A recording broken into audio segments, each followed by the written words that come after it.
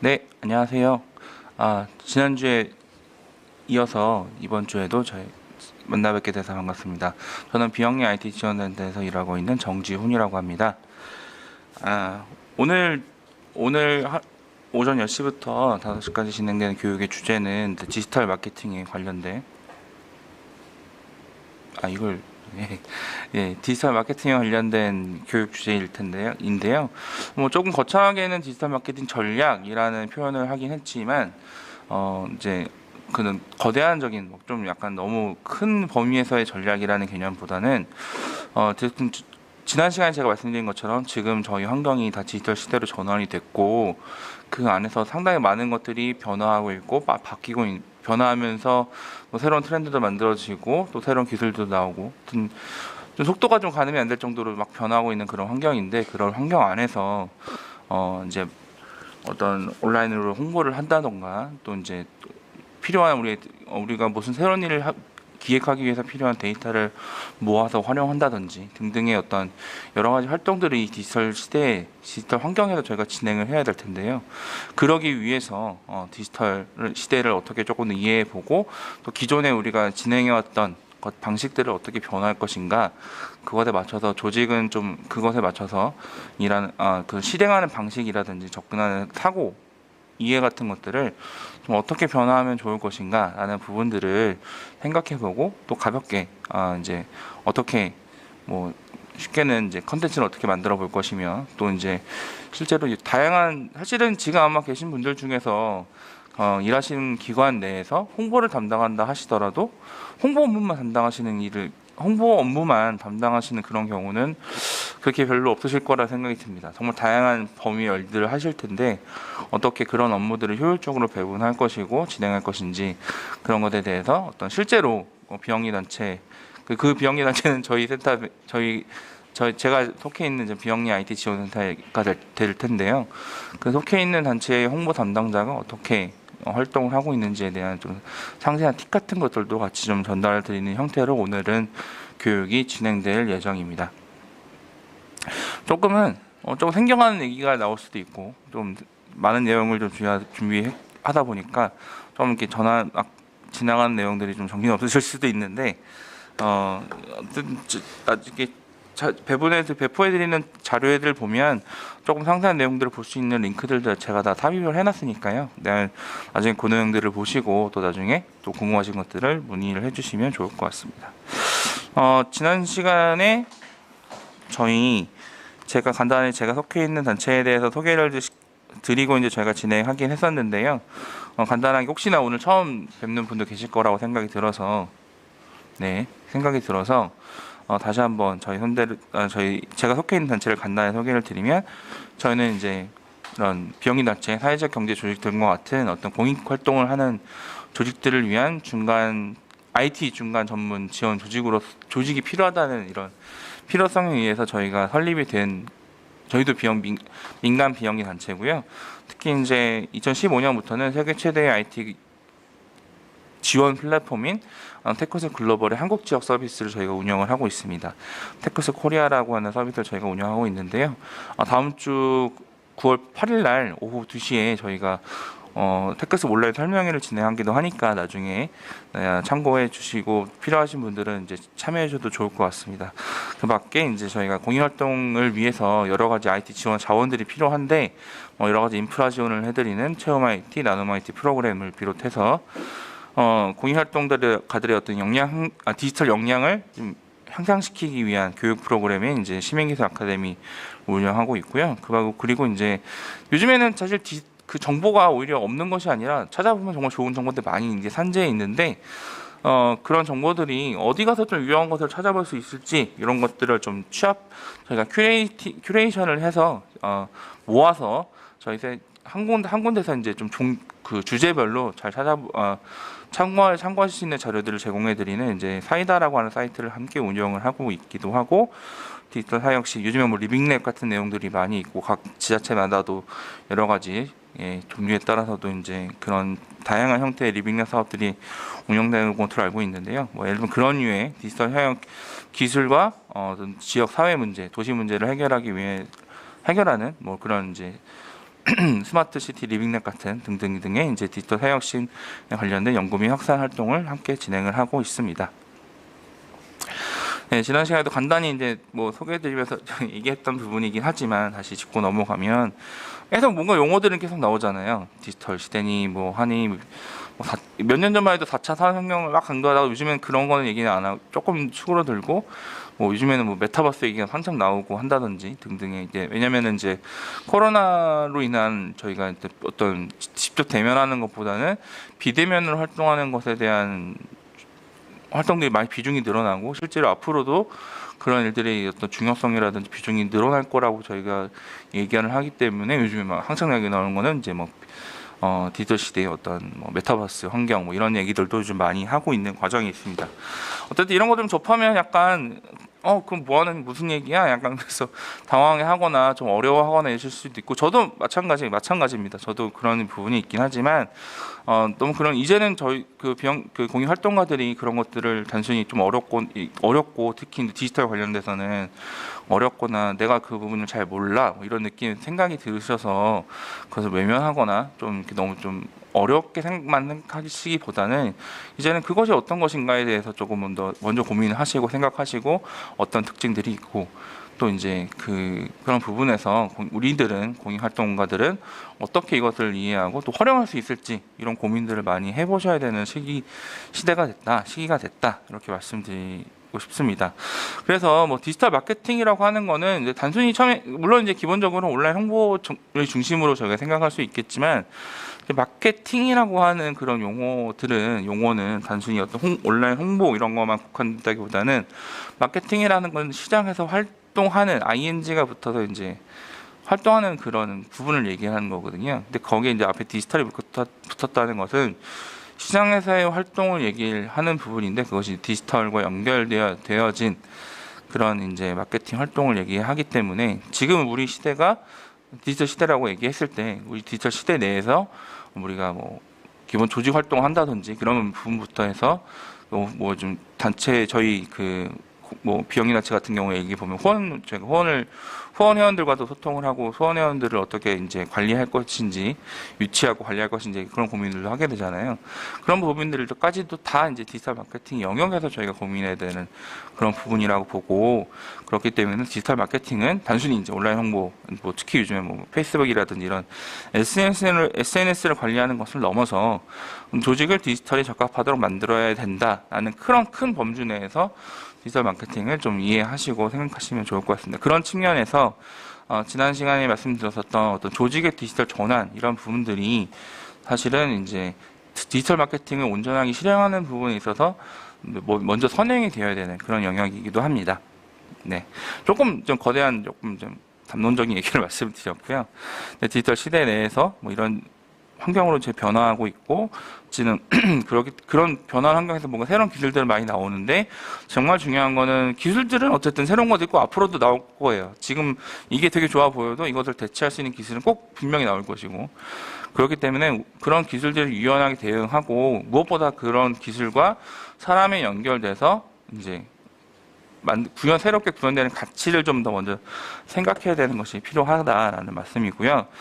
디지털 시대는 이전에는과는 좀 다르게 좀 생각을 해보면 이전에는 뭔가 큰 범위 내에서 이제 또 주도적인 부분들이 뭐 예를 들면 자본이 큰 곳에서 주로 있다든지 뭐 정보가 어떤 특정 쪽으로 중앙에서 공평하게 분배되어 있는 것이 아니라 여러 가지 뭐 큰 이제 뭐 중앙 뭐 언론이라든지 매스미디어라든지 이런 쪽에 많이 몰려 있었다 한다면 지금은 그런 환경이 많이 변화됐다는 거. 그래서 지금은 뭐 이제 물품을 구매하는 그런 과정에 있어서도 단순히 뭐 기업에서 하는 홍보 뭐 광고만 보고 우리가 판단하는 것이 아니라 이거는 평이 어떻지, 이거는 샀던 사람들의 어떤 평은 어떻지. 우리가 요즘에 다 보면 그렇게 하잖아요. 그렇게 하기도 하고 또 예전에 저 같은 경우에는 뭐 가끔 가다가 이제 페이스북 같은 데다가 올리기도 해요. 이런 거에 대해서 사용해 보실 계신가요? 뭐 라든지 이런 제품에 대해서 어떻게 생각하시는지 이런 내용을 물으면서 아는 사람들이 뭐 예를 들면 여행 같은 거 갈 때도 마찬가지입니다. 제가 이제 갑자기 이제 제주도를 가게 된다 했을 때 제주도의 맛집 뭐 맛있는 집은 어디가 있을까요? 이렇게 질문을 던지면 저희가 이제 관계에 계신 분들이 많은 이제 본인의 경험에 기반한 여러 가지 좋은 정보들을 많이 제공을 해주시게 되죠. 아마 여러분들도 유사한 경험이 있으실 거라고 생각이 드는데요. 그래서 그런 개인적 경로에서 사회적 경로로 많이 변화하였다라는 부분들이 좀 이전과는 다른 특징이라고 볼 수 있겠습니다. 그래서 이제 사실 기존적 방식들은 이게 뭐 어떤 디지털 시대라 그래서 크게 뭔가 방식 자체가 그러니까 이제 본질적인 것이 변했다기보다는 그것이 이루어지는 이제 환경 자체가 환경 정도가 변했다는 거. 그래서 오히려 이런 환경이라고 했을 때 이런 디지털 환경에 대해서 우리가 이해하는 것도 되게 중요하고 하지만 한편으로는 또 오히려 더 본질적인 거에 대해서 많이 고민하고 어떻게 이것을 이런 환경들과 연결할 것인지에 대해서 고민하는 것들을 환경이 필요해졌다. 그만큼 이제 디지털 시대에서는 어떤 단순 결과적인 부분뿐만 아니라 보다는 이런 것도 어떻게 각각의 어떤 개체들과 사람들과 또 목표들을 어떻게 연결할지 그 여정이 패스라고 이제 표현을 하는데요. 여정을 어떻게 만들어 갈지 이런 것들을 매우 중요해진 환경이 됐다라는 거죠. 그러니까 예를 들면은 공익단체에서 후원회원들을 유치를 했어요. 우리 단체 후원회원들이 이제 들어왔는데 그 후원회원들이 어떠한 경로를 통해서 우리 단체에 후원하게 됐는지 그 과정에 대한 좋은 경험치를 제공해 주는 것이 되게 중요한 부분이 됐습니다. 그리고 우리 후원회원들이 그리고 그 어떠한 그 여정을 통해서 우리를 후원하게 되는지 그 과정에 대해서 이제 우리가 확인해 볼 수 있는 특히 이제 이런 활동들이 온라인에서 많이 일어나게 되는 부분이 되다 보니까 그런 데이터를 기반으로 해서 그 어떤 경로를 통해서 우리를 단체를 후원하게 됐는지 좋은 경로를 통해서 이제 우리 단체들을 후원하는 회원들이 많이 모였다 그러면 그러한 더 많은 사람들이 그런 어떤 그런 좋은 경로를 통해서 우리를 단체를 후원할 수 있게끔 만드는 여러 기획들을 이제 해볼 수 있게 되는 거죠. 그냥 이렇게 하면 일반 시민들이 우리 단체 활동을 알아주고 우리를 후원하게 될 거야. 라는 어떤 막연한 생각, 그런 기획들보다는 좀 더 뭔가 이런 것을 우리가 확인하게 함으로써 그런 것에 대한 데이터와 경험을 기반으로 하여 좀 더 다양한 기획들을 해볼 수 있는 것들이 앞으로는 더 많아지게 되고 또 중요하게 될 거라고 말씀드릴 수 있겠습니다. 아까 사실 이거는 제가 지난 시간에도 한번 보여드렸던, 말씀드렸던 내용이긴 한데, 그러니까 이제 새로운 것들이 막 나오고 있어요. 그래서 이제 특히 요즘에는 메타버스에 관련해서 많이 나오고는 있는데, 저도 사실은 메타버스에 대해서 크게 관심을 두지 않았었습니다. 왜냐하면 지난 시간 말씀드린 것처럼, IT 기업들이 뭔가 새로운 먹거리들을 만들어내기 위해서 뭔가 새로운 것들 막 던져요. 사실 그게 실체를 보면 되게 엄청 새롭거나 이런 것들은 사실 아닌 부분들이 있음에도 불구하고 뭔가 포장을 한다든지 그것도 일종의 마케팅 전략인 거죠. 포장을 어떻게 함으로 인해서 기존에 있던 것들을 어떻게 새롭게 만들 것이냐 이런 부분들이 많이 있는데 저도 처음에는 살짝 메타버스를 바라보는 관점이 살짝 그런 느낌이었어요. 그래서 자세하게 좀 알아보지 않고 그랬었는데 어떤 경로를 통해서 좀 알아보게 되면서 메타버스 저도 좀 이제 이거를 단순 그냥 지나치는 정도의 약간 트렌드 정도만 이해할 수는 없겠다. 이거를 이제 앞으로 환경에서도 되게 다양한 각도에서 좀 활용해 볼 수 있고 이거 고민에 대한 시점이 되겠다. 그런 부분에서 공익단체들도 이제 이런 메타버스에 관련된 학습들도 많이 앞으로 할 것 같고 또 실제로 그런 것을 적용해본 사례들을 많이 만들어보고 또 찾아보는 일들이 되게 중요하겠다라고 생각이 들었습니다. 특히나 지난 시간에 이제 교육을 그런 유사한 내용들 제가 말씀드렸었는데 이제 많은 분들이 또 이제 반응도 주시고 또 저희 내부에서도 이제 그런 것들을 고민을 더 해봐야 할 시기가 된 것 같다라는 얘기들을 이제 우연히 하게 되면서 제가 일하는 센터에서 이제 저희가 이제 주간에 회의 같은 거 할 때 그런 얘기를 한번 해봤었어요. 약간 이제 후기 같은 걸 하다가 우리도 그러면 전반적으로도 이제 메타버스나 이런 부분에 대해 관심을 가져보자라고 했더니 이제 저희 팀원분들이 대부분 한 20대 후반, 30대 초반 정도 되시는 분들인데 그분들이 그럼 바로 한번 뭘 해보자라고 하더니 이제 요즘에 가장 많이 활용되고 있는 메타버스 관련된 그런 도구들 중에 이제 게더타운이라고 하는 그걸 가지고 바로 이제 사무실 환경을 그대로 이제 2D 맵처럼 만들어 보고 각각의 저희 계정들을 들어가서 여기 안에서 어떤 활동들을 할 수 있고 어떤 경험을 할 수 있는지에 대해서 저희가 바로바로 실행을 해보기도 했었습니다. 해보니까 사실은 저도 이거 뭐 머리 아플 것 같은데 처음에는 약간 낯설어한 부분도 있었는데 막상 해보니까 되게 재미있는 부분들도 많고 또 이런 게 된단 말이야 좀 신기한 점들도 많이 여러 있었어요.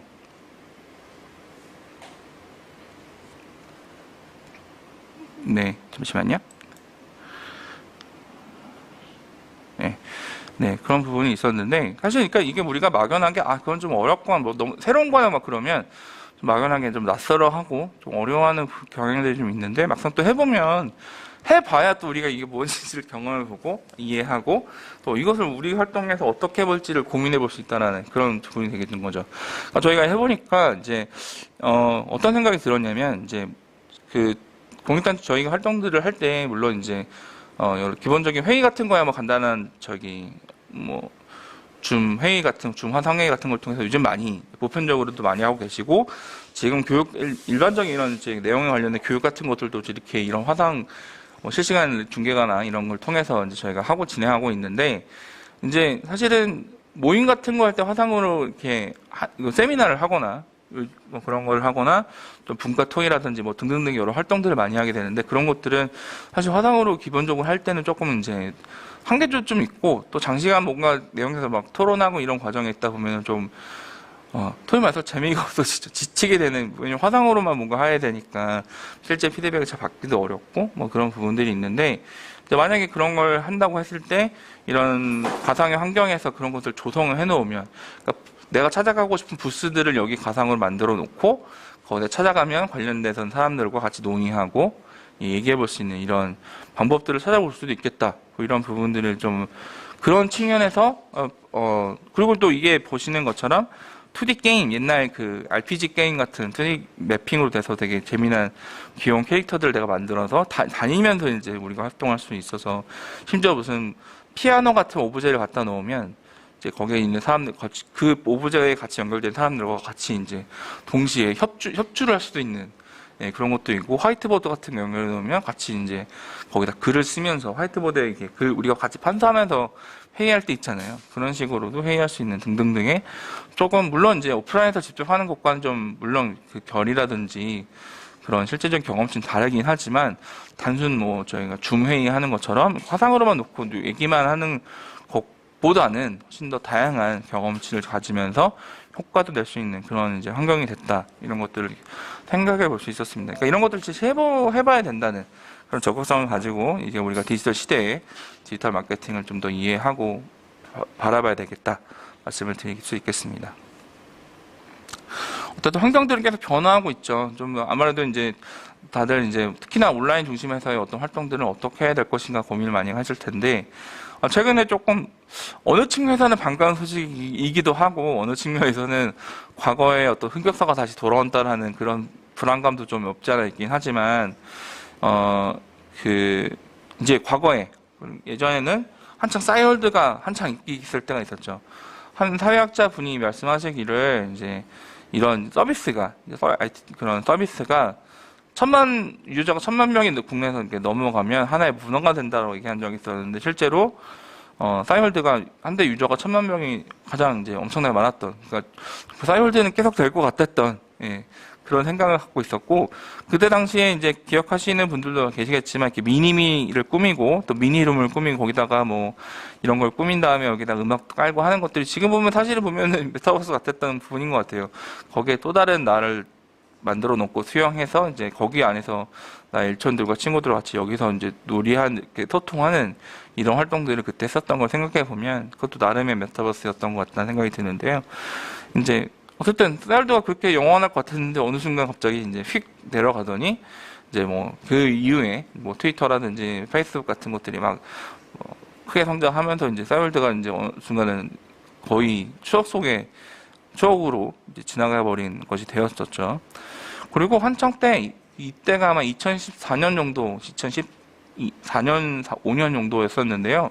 한때 이제 카카오에서 카카오 스토리라고 하는 이제 카카오의 어떤 SNS 서비스를 출시를 하면서 사용자가 엄청나게 늘었죠. 왜냐하면 이게 카카오톡 기반이다 보니까 카카오톡 아이디가 있으면 다 바로 연동해서 사용할 수 있다는 이런 특징들 때문에 엄청 늘었었고, 당시에 이제 뭐 여러 개인도 개인이지만 특히 이제 뭐 당시에 사실 이런 거에 되게 민감한 쪽이 어느 쪽이냐면 정치 쪽이에요. 정치인들 특히 이제 선거 시즌 이럴 때 되면 뭔가 이런 걸 통해서 나오시려는 분들이 뭐 일반 이제 국민들 유권자들과 소통하고 뭐 하려는 목적으로 하는데 당시 뭐 제 약간 개인적 경험인데 제가 이제 당시 어디 약간 이제 저기 어디 합류를 해서 일을 하고 있을 때였는데 이제 각각의 이제 당시에 그때 당 2014년에 지방선거가 있었던 때였는데 각각의 이제 캠프들마다 다들 앞다투어서 이제 카카오 스토리를 계정은 기본을 만들어내는 게 가장 기본적이었고 당시에 뭐 지금 경기도지사이신 뭐 이재명 당시 성남시장을 비롯해서 당시에 뭐 박원순 서울시장을 비롯한 뭐 등등등의 여러 이제 조금 이제 이런 걸 잘 하시는 이런 이제 정치인분들이 먼저 막 되게 잘 하고 있었고 나머지 분들은 이제 그런 것들을 벤치마킹해서 이제 새로 만드는 그래서 거기서 뭔가 이제 페이스북도 아니고 이제 카카오 스토리를 뭔가 변화하겠다라는 그런 이제 분위기였었는데 사실 지금 카카오 스토리는 사실 물론 쓰는 분들 많이 계시지만 그때의 기사가 확 꺾이는 그래서 지금은 사실은 그냥 뭐 그냥 간간히 뭐 소위 말해서 특히 이제 저희 어머니 세대 분들이 이제 우리 손주가 이랬어요라는 그런 사진들을 많이 공유하시는 사실 저도 카카오스를 거의 안 쓰지만 가끔 들어가다 보면 이제 저희 친척분들이 이제 저희 뭐 작은 어머니, 뭐 숙모님들 이렇게 하시는 분들이 이렇게 올리시는 거 보면 우리 조카들이 이렇게 크고 있구나 뭐 정도를 보는 정도 목적으로 바뀐 거죠. 그러다가 어느 순간 또 페이스북이 워낙 대세가 되고 그다음에 인스타그램으로 이제 거의 일통되는 같은 분위기였는데 요즘에 막 뜨는 거 아마 써보신 분 계신지 모르겠는데 틱톡이라고 하는 이제 매체가 요즘에는 많이 활성화되고 가고 있죠. 요즘 뭐 특히 이제 요즘에 가수들이 뭐 새로운 곡을 발매한다 그러면 틱톡에서 뭔가 이제 챌린지라 그래서 뭐 특히 요즘에 노래하면 다 춤 같은 걸 많이 하잖아요. 그 춤의 특정 부분을 이렇게 틱톡이 영상들에 보면은 뭐 길이 따라 차이가 있지만 되게 짧은 영상 한 15초 정도 되는 짧은 영상을 가지고 다루게 되는 부분들이 있는데 뭐 그런 이제 챌린지나 이런 걸 통해서 이제 활성화되고 정말 개인들이 다양한 아이디어를 가지고 짧은 영상이지만 뭔가 이제 임팩트를 주는 그런 것들을 하고 뭐 그 안에 되게 다양한 필터 효과라든지 뭐 재미난 이제 기능들을 더해가지고 이걸 가지고 하나 노는 것이 하나의 놀이가 된 이런 부분이 있고요. 기존의 SNS, 뭐 유튜브라든지 뭐 인스타그램 이런 거 말고도 틱톡이라는 서비스를 기반으로 해서 이제 되게 큰 영향력을 가진 인플루언서로 부상하는 이런 사람들도 좀 많아지는 환경이 되었습니다. 특히 이제 젊은 층 중심으로는 젊고 이제 10대라든지 20대 등들 중심으로는 틱톡들이 엄청나게 많이 활성화되고 있어서 그러니까 제 주변에 이제 그런 이제 광고 마케팅 회사, 이제 에이전시 같은 데서 일하시는 분들이 몇몇 계신데 이제 점점 이게 다뤄지는 채널들이 늘어나는 거예요. 기존에 좀 했던 채널들이 좀 올드해지거나 사용이 좀 줄어들면 그런 거 대신에 이제 새로운 이런 매체들을 중심으로 이것의 특징에 적용된 새로운 광고라든지 뭐 이벤트라든지 그런 걸 기획해서 이제 하게 되는데 요즘에 거의 인스타그램, 틱톡 같은 것들은 거기에 더해서 틱톡 같은 것들이 아주 주력으로도 많이 활용되고 있다. 특히 젊은 층을 타겟으로 하는 그런 이제 광고 같은 거라든지 그런 것들은 이렇게 많이 활용되고 있다는 얘기를 들었습니다. 어쨌든 이렇게 미디어는 계속 변화하게 마련이에요. 지금 뭐 요즘 틱톡이 핫하니까 틱톡으로 중심으로 뭐 묻고 더블로 가 뭐 이렇게 얘기하기에는 또 미디어는 계속 변하게 마련이에요. 뭔가 또 새로운 게 또 이게 뭔가 어느 순간 올드해지 사실 페이스북이 그랬거든요. 요즘에 혹시 그런 거 경험하신 분이 계신지 모르겠어요. 요즘 페이스북에서 유행하고 있는 게 뭐냐면 20대 때 사진 올리는 게 약간 유행처럼 번지고 있어요. 제 주변에 계신 많은 분들도 20대 사진들을 많이 올리고 계신데 그게 뭐냐면 20대 때를 추억하는 사람들의 그러니까 어떤 공통 특징이 뭘까요? 적어도 그 특징은 40대 이상이신 분들이 중심이라는 거죠. 그러니까 물론 30대 중후반도 마찬가지 20대 추억하기 마련이시겠지만 이제 30대 초반이신 분들이 그렇게 20대를 엄청 추억하고 이러지 않으실 거라 생각이 들거든요. 실제로 제 주변에서 그런 페이스북에서 이제 그런 20대 사진들을 올리시면서 이때 그랬지 이렇게 말씀하시는 소위 말 라떼라고 하긴 그렇지만 어쨌든 그런 것을 추억하시는 분들은 분들을 보면은 저랑 뭐 연배가 좀 비슷하시거나 또는 저보다도 좀 더 선배이신 분들이 좀 많이 계시더라고요. 그래서 제가 저랑 좀 비슷한 연배의 사람들이나 또는 저보다 조금 좀 어린 이제 지인분들에게는 그런 사진 함부로 올리면 소위 말해서 아재 인증된다고 제가 농담삼아 얘기를 하고 있는데, 그것이 의미하는 것이 뭐냐면, 페이스북이 초기에는 그렇지 않아, 초기에는 이제 뭐 20대 후반, 30대 초반, 뭐 이렇게 이런 분들 중심으로 많이, 왜냐면 당시엔 새로운 거였으니까. 근데 10년 전이었으니까. 제가 페이스북을 처음 사용했던 게 2009년이었거든요. 근데 지금은 10년 훨씬 넘었어요. 그러니까 그 사이에 기존의 유저들이 물론 많이 떠나기도 했지만 어쨌든 꾸준하게 사용했던 사람들 자체가 이제 나이를 드신 거죠. 그러니까 페이스북 지금 사실 보면 뭐 이렇게 좀 되게 젊은, 되게 영한 관광객의 느낌보다는 조금 30대 후반에서 40대, 50대 초반 이런 분들이 거의 주류를 이루는 그런 부분이 됐죠. 그것이 의미하는 것이 뭐냐? 조금 이제 어느 층에서 좀 올드해졌고 좀 되게 액티브하고 되게 막 트렌디한 느낌은 좀 아닌 부분이 있다. 그래서 이제 새로운 것들이 이제 좀 더 그런 되게 액티브하게 움직이는, 트렌디하고 또 영한 느낌이 센, 그게 이제 인스타그램이었다가 지금은 또 다시 똑같은 것을 밑으로 변화하는 거거든요.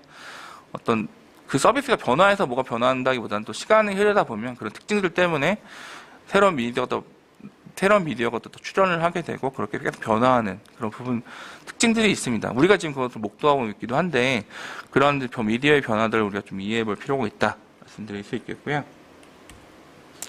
네, 전통적인 미디어는 이제 중앙에서 뿌려주는, 방송국에서 뿌려주듯 신문사, 언론사에서 신문을 뿌리든 이렇게 각각의 개인들에게 전달하는 방식이었다 그러면, 인터넷이 발성하면서 상호 이제 정보를 교환하는 이런 환경이 되었다가 점점점 그 정보가 주고받는 그런 경로들이 되게 다변화되어 가는 환경을 거치면서 지금 우리가 있는 이런 소셜 환경 내에서는 이제 기본 뭐 방송국이라든지 언론사에서 주는 이런 정보들 뿐만 아니라 개인과 개인 간에서의 어떤 정보 교환 이런 것들이 매우 활발해진 환경이 되었습니다.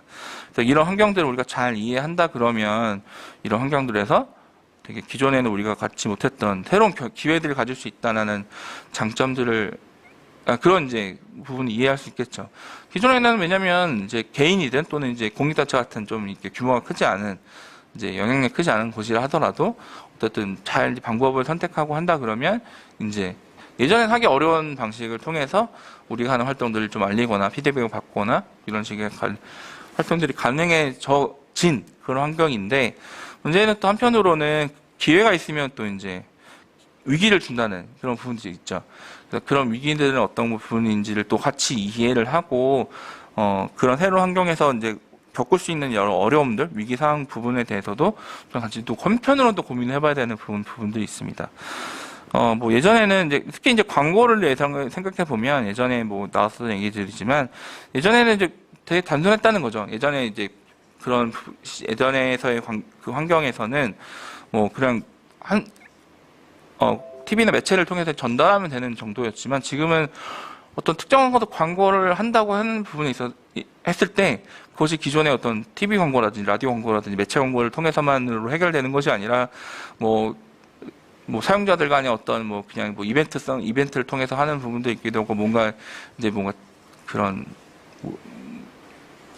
뭐 재미난 이제 이벤트로 확산시키는 방법을 고민해야 된다든지 또 이제 사용자들 간의 어떤 입소문을 어떻게 만들어 가게 할 것인가 이런 부분들까지도 되게 복합적으로 고민해야 되는 그런 환경이 됐다는 얘기를 하고요. 그런 부분에서는 사실 그런 운영하는 입장에서는 되게 머리가 아파지는 그런 얘기들이에요. 그래서 이제 되게 다변한 것들 다양하다 보니까 제가 최근에 좀 들었던 피드백 중에 하나는 뭐냐면 이제 비영리단체에서 이제 홍보 쪽 일을 하시는 분들인데 요는 그거죠. 너무 많은 것들을 해야 된다. 예. 근데 그것들을 한다고 해서 조직 내에서 뭔가 되게, 왜냐면 단체에서 뭐 예를 들면은 페이스북으로 뭔가 활동을 한다든지 인스타그램을 한다고 해서 당장 큰 피드백을 받기는 사실 어려운 것이 사실이에요. 그걸로 또 뭔가 후원회원이 막 드라마틱하게 늘어난다든지 이런 것들을 당장 기대하기는 어려우니 조직 내에서도 그거 뭐 되게 좀 약간 그렇게 중요하게 생각하지 않는 경우들도 일부 있기도 하고, 실행하는 입장에서도 이거를 왜 해야 돼? 그냥 해야 되니까 해야 되는 건가? 약간 이제 좀 방향성을 잘 잡지 어렵다 이런 얘기들을 하는 부분들이 있는데, 한편으로는 예전에는 그것을 할지 말지를 고민해야 되는 시험도 있었지만 사실은 이제 이런 디지털 환경에서 모든 것들이 아까 말씀드렸던 정보들이 되게 다방면으로 오고 가고 이런 환경 내에서는 물론 어떤 것을 해야 될지에 대한 고민하고 선택해야 되는 부분은 있지만 이제는 어떻게 잘 하느냐가 되게 중요한 시대가 됐다. 그럼 그거는 이제 일찍이 지금 논의되는 과정이 아니고 일찍이 그것도 한 거의 10년 전부터도 계속 그런 얘기들을 하고 있었던 부분이어서 그런 것들을 저희가 어떻게 우리가 그럼 최다 선택을 해서 어떤 것들에 좀 더 많은 자원을 투입하고 어떤 방식으로 진행할지 이런 부분을 이제 고민해야 되겠다 말씀드릴 수 있겠습니다. 왜냐하면 이런 환경 특히 이제 되게 다변화되는 이런 미디어 환경에서 미디어 환경이 단순히 어떤 홍보나 이런 부분에서만 영향을 미치는 것이 아니라 또 사회적으로도 크게 변화에 기여하거나 또 그런 시점이 되는 사건들을 우리가 많이 보고 있는 과정이죠. 좀 오래된 얘기지만 뭐 IT 대진 이런 것 부분도 통신이 많이 두드러지고 이런 상황에서 현장의 어떤 상황들을 세계로 많이 가장 먼저 전달하는 이런 역할을 하기도 했었고요. 뭐 이런 민주화 혁명의 중심에서도 이런 이제 소셜 미디어가 큰 역할을 하는 부분들도 있었고요. 최근에 뭐 있었던 뭐 이런 그러니까 좀 근래의 얘기들은 홍콩에서 이런 활동 같은 것들도 이제 뭔가 차단되는 이런 환경에서 그래서 그런 것들이 이제 소셜미디어, 트위터라든지 이런 소셜미디어 환경을 통해서 외부에 알려지고 그런 것들이 외부에서 또 응원하는 역할, 그런 이제 뭐 부분으로도 많이 이어지고 있고, 최근에는 이제 미얀마의 이런 활동 같은 부분들도 되게 이제 군부에서 탄압을 하고 이제 정보를 통제하고 이런 환경에서도 계속 그런 것들을 이렇게 보여주게 됨으로써 외부 다른 부분에서 계속 미얀마의 지금 상황에 물론 이제 저희가 지금 기대하는 것처럼 뭔가 확 이제 변화되거나 이게 좀 이런 상황이 빨리 종결되는 이러지 못하고 있긴 하지만 그래도 예전 같았으면 예전에 과거에 그러니까 우리가 과거에 예를 들면은 광주 민주화 항쟁 같은 이런 그때의 상황을 생각해 본다 그러면 그때처럼 이제 통제되면 정말 외부에 정말 뭐가 나가기가 정말 어려운 그 정보들이 외부로 나가는 것이 이제 심지어 영화로도 만들어졌었잖아요. 택시 운전자라는. 그런 어떤 계기가 있지 않으면 어려웠던 환경이었지만 지금은 어쨌든 유사하게 되더라도 이제 그런 것들이 외부로 이제 사진이라든지 내부에서의 메시지, 상황에 대해서 알려주는 메시지라든지 이런 것들이 이제 전달돼서 정보들이 빠르게 공유되는 이런 환경을 우리가 지금 접하고 있습니다. 최근에 뭐 도쿄올림픽 같은 것도 현장에서 이런 문제들이 이제 실시간에 거기 참여한 선수들이라든지 기자단을 통해서도 알려져서 이런 거에 대해서 비판이 일거나 문제점이 지적되기도 한 부분들이 많이 있었는데요. 어쨌든 지금 이렇게 디지털 중심에서 이런 변화된 미디어 환경에서 단순하게 무슨 뭐 기업에서 어떤 제품이 새로 나왔으니 이걸 활용해 보세요라는 어떤 온라인 그러니까 광고적인 부분뿐만 에서만 그치는 것이 아니라 그 환경 내에서 디지털로 인해 실제로 세상이 변화하는 이런 환경이 됐기 때문에 어떻게 지금 그런 흐름들이 변화하고 있는 진짜 디지털 마케팅 전략이 오늘 교육의 주제이긴 하지만 그 전략 전체적인 부분에서 세부적인 전략을 짜는 거는 좀 차후의 일이라고 보고 우선적으로 디지털 환경 내에 어떻게 변화하고 있고 그 안에서 어떤 것들이 주목받고 있고 대두되고 떠오르고 있고 이런 것들을 트렌드를 좀 우리가 관심을 가지고 눈여겨봐야 된다 이런 말씀을 드리고 싶습니다. 사실 그런 것들이 아까 처음 말씀드린 것처럼 좀 관심이 안 두면 우리가 그냥 그대로 흘러가기 마련이거든요. 그러면 어느 순간 우리는 그냥 그 저 앞에 또 변화하는 그 트렌드를 그냥 쫓아가야 되는 상황밖에 되지가 않아요. 사실은 물론 이런 것들을 뭔가 새로운 것들을 만들어내고 그걸 주도하기 위해서는 되게 전문성도 필요하기도 하고 예산 많은 재원이 필요한 부분도 사실이긴 하지만 우리가 좀 그것을 그래도 그걸 잘 이해하고 슬기롭게 좀 기반한 아이디어 또 그걸 슬기롭게 활용할 수 있는 그런 이제 기획 이런 것을 통한다 그러면 나름의 어떤 과거와는 다르게 동일한 이제 100이라는 재원을 가지고도 또 전혀 다른 가치들을 창출해낼 수 있는 그런 아까도 말씀드린 것처럼 변화한 환경에서 우리가 분명히 기회를 물론 위기도 있어요. 여기서 우리가 이것을 잘 캐치하지 못한다면 오히려 더 격차가 벌어질 수도 있는 이런 환경이기 때문에 우리한테 위기가 되는 그런 요소들도 있긴 하지만 이것을 잘 이해하고 또 그 특징들 같은 걸 잘 활용한다 그러면 오히려 더 많은 부분에 사실 요즘에 우리가 그것도 많이 목도하고 있는데 예를 들면은 제가 제가 지난 시간에 말씀드린 게 저희가 이제 우리나라 뭐 케이팝 이런 거 되게 좋아한다고 말씀드렸는데 올해 이제 되게 재미났던 이슈 중에 하나가 그 브레이브 걸스가 갑자기 확 떴었잖아요. 떴는데 그 그룹이 갑자기 뜬 이유를 살펴보면 어떤 뭐 방송 매체에서 그들을 뭐 우연한 기회에 주목하거나 이랬던 것들이 아니라 어떤 유튜브 내에서의 알고리즘에 의해서 브레이브 걸스의 어떤 뭐 그 군부대에서 공연하는 이런 영상이 올라왔었고 그것에 관련해서 예전에 군 생활하면서 좋은 경험을 가졌던 사람들이 이제 거기에 대응하게 하게 되면서 이제 그게 하나의 어떤 바람몰이가 돼서 이제 방송계도 나가고 그 다음에 이제 더 인기가 돼서 새로운 앨범 나오면서 이제 만들어진 건데 사실 그게 예전에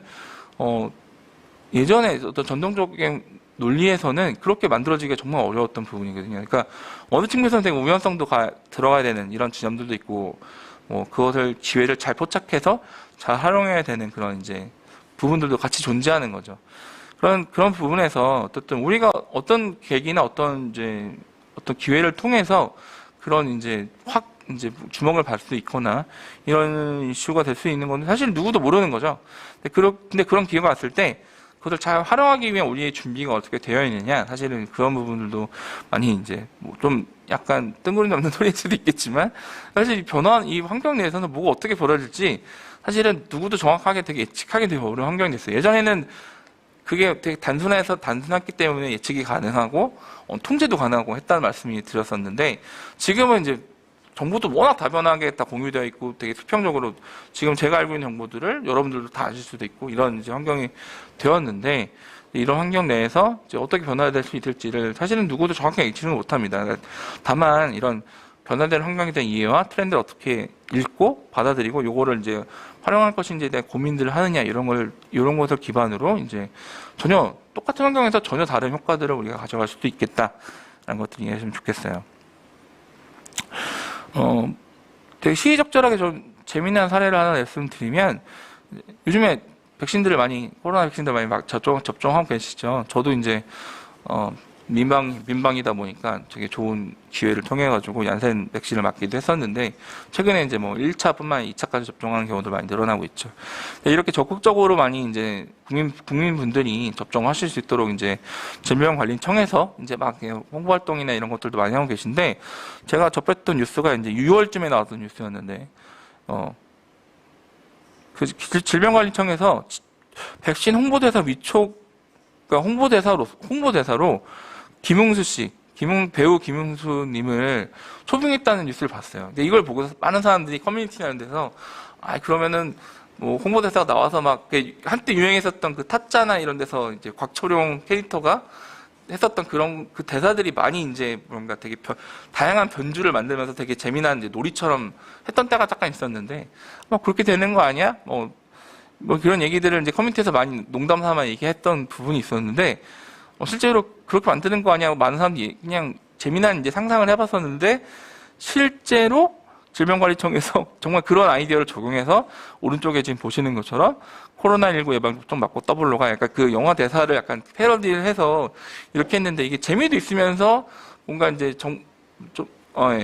접종을 해야 된다 이런 이미지도 그런 이제 메시지도 같이 좀 부담 없이 우리가 백신 접종을 꼭 해야지 뭐 된다 그런 어려운 메시지를 던지는 것이 아니라 되게 재미난 우리가 익히 그런 이제 인터넷 밈이라고 하죠. 그런 걸 통해서 많이 익숙한 그런 거에 실제로 김웅수 씨를 이제 홍보대사까지도 유축을 하는 상태니까 이렇게 하는 기획들이 가능했던 부분이어서 되게 재미났던 부분이 있었어요. 그러니까 이런 이제 홍보를 만들고 이제 뿌리기 위한 목적으로 이렇게 했었는데 물론 이제 저희가 뭐 동단체들이 김웅수 씨 같은 배우를 뭐 캐스팅해서 하기는 어렵긴 하지만 여기서 이제 포인트가 뭐냐면 이제 우리도 아까 제가 트렌드를 좀 많이 읽어야 된다는 말씀을 드렸는데 뭐 그게 뭐 사회적인 트렌드 이런 것뿐만 아니라 인터넷에서 소소하게 말씀되는 뭐 여러 가지 뭐 유행이라든지 밈이라든지 이런 거에 대해서도 좀 관심을 좀 가질 필요가 있다는 부분이 있는 거죠. 그래서 그런 것들을 캐치했기 때문에 이런 기획들이 가능했던 부분이죠. 그러니까 우리도 보면 이제 그런 공익활동 내에서의 영역만 볼 것이 아니라 어떤 인터넷 환경 내에서 사람들이 어떤 거에 관심을 갖고 있는지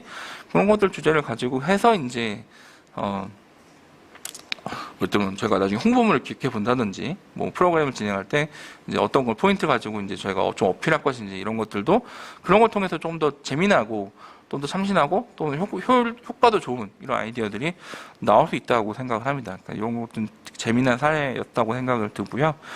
뭐 이게 정치적인 뭐 제가 뭐 추미애 그 예비 후보를 뭐 지지하거나 이런 거 전혀 아니고, 이게 최근에 제가 인터넷에서 사람들이 되게 재밌어하는 영역이었어요. 뭐냐면 이제 모르겠어요. 그 추미애 예비 후보의 그 홍보팀이 되게 일을 잘한다는 느낌을 좀 받고 있는데, 이제 물론 정책적인 걸 다루는 거는 되게 나름의 그 정통적인 공부 방식으로 되게 내용을 되게 이해하기 쉽게 정리해서 잘 공부하는 것도 있지만, 또 본인의 어떤 이제 사실은 지금 지지율이 낮은 상황이시잖아요. 그래서 그런 것들을 좀 기존의 어떤 딱딱한 이미지를 풀어줌에 더해서 좀 더 쉽게 다가가고 재미를 함께 전달한다 이런 차원에서 오른쪽에 보시는 거는 약간 무슨 마켓, 요즘에 라이브 커머스 이런 걸 많이 하는데 그걸 따온 거예요. 그래서 라이브 커머스 형태로 정책을 커머스한다 이런 기획을 해서 유튜브 같은 것도 기획을 해본다든지, 이제 온라인에서 공유할 수 있는 그런 홍보물로서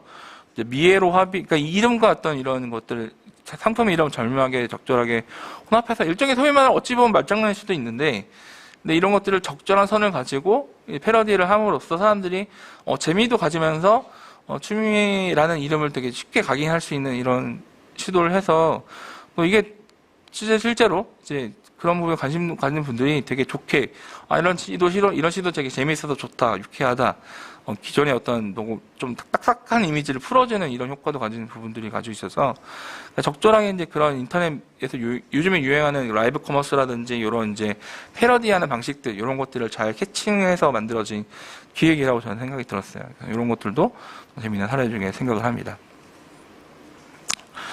네. 그래서 저희가 이런 것들을 잘 활용하는 부분에 대해서, 그런데 모든 것들을 동일하게 저희가 적용할 해야 될, 모든 매체들 대상으로 우리가 동일하게 할 수 있을까? 사실 그건 아닌 거죠. 아까 제가 앞에서 말씀드린 것처럼 예전에 페이스북은 되게 새로운 거였으니까 그 안에서 되게 통통거리면서 되게 참신하고 재미난 것들이 많았었던 시절이, 지금도 재미난 부분이 많이 있긴 하지만 과거에 비해서는 조금 더 이제 뭐랄까요, 무게감이 좀 있어진 느낌이 들어요. 거기서 뭔가 이렇게 되게 가벼운 거 가지고 이렇게 뭔가 이제 다루기에는 조금 이제 어느 정도 좀 제약사항이 좀 있어 보이는 부분들이 있는데, 그런 것들이 주로 이용하는 세대들이 누구인가, 뭐 성별로도 그래요. 뭐 이걸 남성들이 좀 더 많이 이용하는가, 여성들이 더 많이 이용하는가, 뭐 이런 등등등에 대한 것을 가지고 어떤 이제 각각의 여러 가지 우리가 접근해 볼 수 있는 채널들이 되게 많이 있는데, 그런 것들이 어떤 부분이 있는지 사실 우리가 감으로 잡긴 또 어려워요. 그러니까 지금 아까 제가 이러이러하니 페이스북은 그런 것 같다라고 말씀드리긴 했지만, 사실 그게 실제로 어떤 자료로 통계로서도 많이 이제 나와 있는 그런 부분들도 많이 있습니다. 여기 내용들을 좀 살펴보시면, 국내 이게 작년 좀 기준이긴 한데, 국내 소셜미디어 연령별 월평균 이용자 수 같은 것들이 이렇게 쭉 나와 있어요.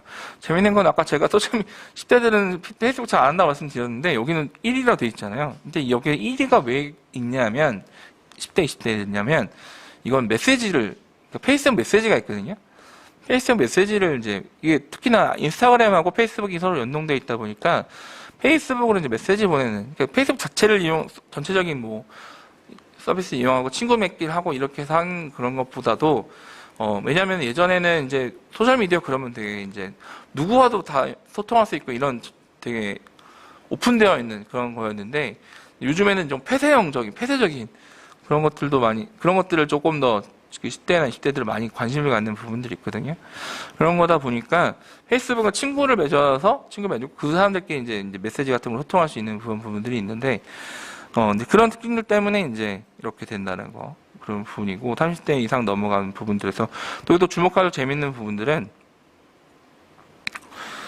밴드 같은 걸, 저는 요즘 밴드를 안 쓰거든요. 잘 안 쓰는데, 의외로 밴드가 이제 들여다보면 특히나 이제 연령대가 좀 50대, 60대 중심에서 가면, 어떤 취향이라든지 지연이나 학연이나 어떤 동창회라든지 비롯해서 되게 다양한 여러 연결고리점을 갖는 분들끼리 어떤 모임을 예전에 뭐 카페나 이런 걸 했다 그러면 요즘에는 이제 밴드로 한다는 이런 트렌드가 있어서 밴드가 우리가 생각하는 것보다 훨씬 더 그런 부분에 있어서 이용자가 되게 많다. 예, 그런 것들을 확인할 수 있습니다. 그래서 이런 것들을 뭐 이거 말고도 상세한 자료들도 많이 있는데 제가 다음 시간에 좀 더 내용을 그런 이제 통계 자료를 좀 보면서 같이 이해하는 것들을 말씀드리려고 하는데요. 그런 것들을 보면서 이제 각각의 채널들, 여러 가지 채널들도 많이 있고 미디어들이 있는데 그런 것들이 어떤 특징들을 갖고 있고 이제 그럼 그런 특징에서 우리는 어떤 채널을 선택해야 할 것이며 그 채널을 접근했을 때 우리는 어떤 방식으로 이제 뭐 예를 들면 기획을 하고 콘텐츠 제작하고 해야 되는가 이런 내용들을 같이 살펴보도록 하겠습니다. 같이 뭐 이렇게 보면 한국인이 가장 오래 사용하는 SNS. 요즘에는 인스타그램이 진짜 많이 사용되는 것 같아요. 이건 범용적으로. 예전에는 조금 이제 젊은 사람들 이제 20대 중심으로만 사용했다 그러면 요즘에는 오히려 30대. 가끔 보면 심지어 저는 이제 저는 원래 가족하고는 소위 말해서 뭐 SNS에 친구를 안 하거든요. 안 하는데 저희 어머니가 갑자기 최근에 좀 관심을 가지셔가지고 제가 인스타그램 한번 알려드렸는데 어떻게 하셨는지 저를 찾아오셔가지고 이제 저한테 친구를 신청하셔서 저 처음에 이거 안 받을까 하다가 안 받으면 서운하실 것 같아서 어머니와 SNS를 맺었는데 SNS 친구를 팔로워를 맺었는데 이제 제가 하는 활동들을 하나하나 보시더니 이제 여러 가지 말씀들을 하고 계셔서 가끔 좀 민망할 때도 있고 그런 부분들이 있는데요. 어쨌든 되게 인스타그램이 좀 더 많이 사용자들이 그러니까 이제 활용도가 높아지고 또 안에서의 기능들도 예전 초기에는 원래 사진 공유만 하는 그런 서비스였다가 영상도 들어가다가 요즘에는 뭐 스토리라든지 뭐 이런 것들까지도 스토리 같은 것들도 기능들이 다양화되면서 이제 그것을 이용하는 대상자들이 위아래로 그러니까 젊은 층 그리고 좀 더 이제 연령대가 좀 더 있는 층들까지도 확대가 되면서 그런 것들을 많이 사용하고 있다 보니까 이제 인스타그램을 많이 사용하고 계시고요. 그 밖에 이제 뭐 페이스북, 네이버 카페, 트위터, 밴드. 트위터는 한참 어느 순간부터 조금 관심 밖에 있었던 것 같아서 이제 사용 안 하려나 하는 느낌도 있지만 트위터는 여러 가지 어쨌든 특히 이제 예전에는 뭔가 사람들과 교류하는 목적으로 해서 트위터가 초기에는 쓰였었는데 실제로 저도 트위터에서 많은 사람들을 좀 만나고 실제로 오프라인 만남까지도 이어져서 제가 예전에 그 트위터에서 만난 분들하고 사진전 같은 것도 한 적이 있었거든요. 제가 취미로 사진을 찍는데 사진전을 만들고 그때 작품을 이제 저희가 되게 좋은 액자에다 인쇄를 해서 했었는데 그냥 우리끼리 하는 건 좀 약간 아쉽다 해가지고 그게 했던 그 사진을 나중에 팔았어요.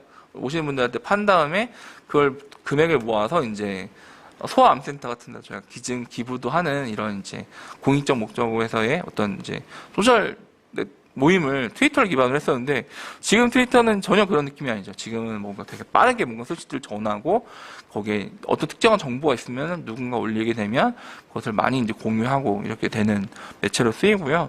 특히 이제 우리나라도 그렇지만 특히 미국 같은 경우에는 여전히 트위터가 매우 영향력이 높은 주요 뭐 유명한 사람들이나 뭐 유명 기업들에서 특히 이제 대표적으로 이제 대통령이 아니지만 전 미국 대통령이었던 트럼프가 이 트위터를 가지고 정치에 뭐 여러 메시지를 던지는 건 되게 유명하기도 했었죠.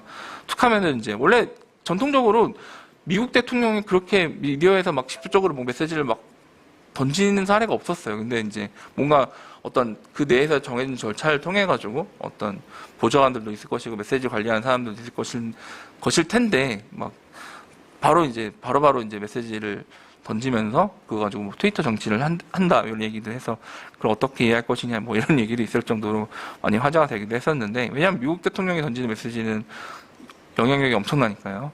그래서 부분인데 그런 부분에서 트위터는 또 예전과는 좀 다르게 되게 뉴스를 가장 빠르게 올리고 가장 빠르게 확산시키는 그런 목적으로 많이 활용되는 그런 이제 매체로 지금은 이제 많이 변화되어 있고요. 그런 부분에서 트위터도 많이 이제 활용도가 있다.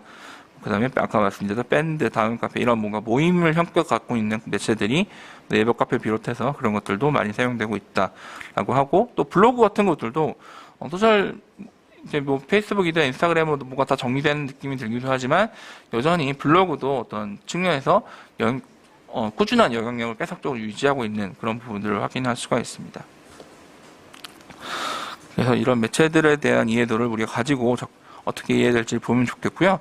또 올해 또 재밌었던 트렌드라고 하나 생각을 한다 그러면 클럽하우스라는 그러니까 음성 기반의 SNS가 한창 반짝했던 적이 있었어요. 그러니까 요즘에 정말 근데 그 반짝이 한 두어 달 정도 됐던 것 같은데 이제 한창 하고 거기에 되게 유명한 사람들이 들어가서 방을 만들고 그러니까 뭔가 유명한 사람들과 대화를 나눌 수 있다라는 그런 측면에서 관심도를 모았었고 또 한편으로는 어떤 주제들을 가지고 여러 사람들과 실제로 이제 대화를 나눌 수 있다 이런 측면에서도 많이 그런 이런 것들이 이제 나와서 했었고 뭔가 당시에도 희소성도 있었어요. 뭔가 초대도 돼야 되고 당시에 처음에 나왔을 때는 이제 아이폰만 되는 부분들이 있다 보니까 뭔가 약간 희소 마케팅이라 그러죠. 약간 그런 측면도 있어서 한참 정말 클럽하우스가 여기 지금 약간 그래프를 보시면 전 세계적으로 한국에서 정말 빠르게 성장했던 그런 서비스였었습니다. 예. 불과 한 달여 사이에 유저 수가 거의 10배가 뛰는 이런 물론 절대적인 숫자만 비교해 보면은 미국이랑 일본보다는 좀 차이가 있긴 했지만 엄청나게 했었고요. 실제로 이제 거기에 뭐 유명한 사람들도 들어가서 얘기했다. 아 누구랑 내가 어디 되게 유명한 뭐 기업인, 연예인 이런 사람들이 하는 클럽하우스 방에 들어가서 얘기했었다 이런 후일담들이 막 그때 펴지면서 그럼 저거 나도 해봐야지 이러면서 막 참여했던 사람들이 있는데 지금은 좀 그게 좀 쉽긴 했지만 그래도 여전히 그 필요성에 맞는 사람들은 이용하고 있기도 하고요. 제가 여기다 못 넣긴 했지만 카카오에서는 음이라고 하는 이 클럽하우스와 유사한 음성 기반 SNS를 출시를 해서 또 비슷한 방식으로 이제 마케팅하면서 음도 지금 성장을 좀 많이 해 나가고 있는 그런 상황입니다. 이제 뭔가 단순하게 텍스트, 이미지, 영상 이런 걸로만 올려서 하는 것뿐만 아니라 이제는 좀 뭔가 이런 음성 기반으로도 뭔가 실제적인 사람과 직접적으로 소통하는 그런 느낌이 들게 만드는 네, 그런 것에 대한 매체도 이렇게 새롭게 부상이 되고 있고 또 그것도 어쨌든 점진적으로 이제 활용도가 높아지고 있는 과정이죠. 그러니까 만약 이걸 저희가 공익단체에서 활용한다 그러면 우리 단체가 하고 있는 여러 가지 활동들에 대한 좀 생생한 얘기들, 또 이제 재미난 사례, 의미 있는 사례들이라든지 이런 것들을 이제 클럽하우스 같은 데서 이제 얘기를 하면서 다룰 수도 있는 그런 방식들을 고려해 볼 수도 있겠죠. 이런 것들이 있고, 그리고 어떤 특징들을 갖고 있고, 그런 것들 이해도를 갖고 있으면 그런 것들 우리가 기획을 해볼 수 있겠다 말씀드릴 수 있겠습니다.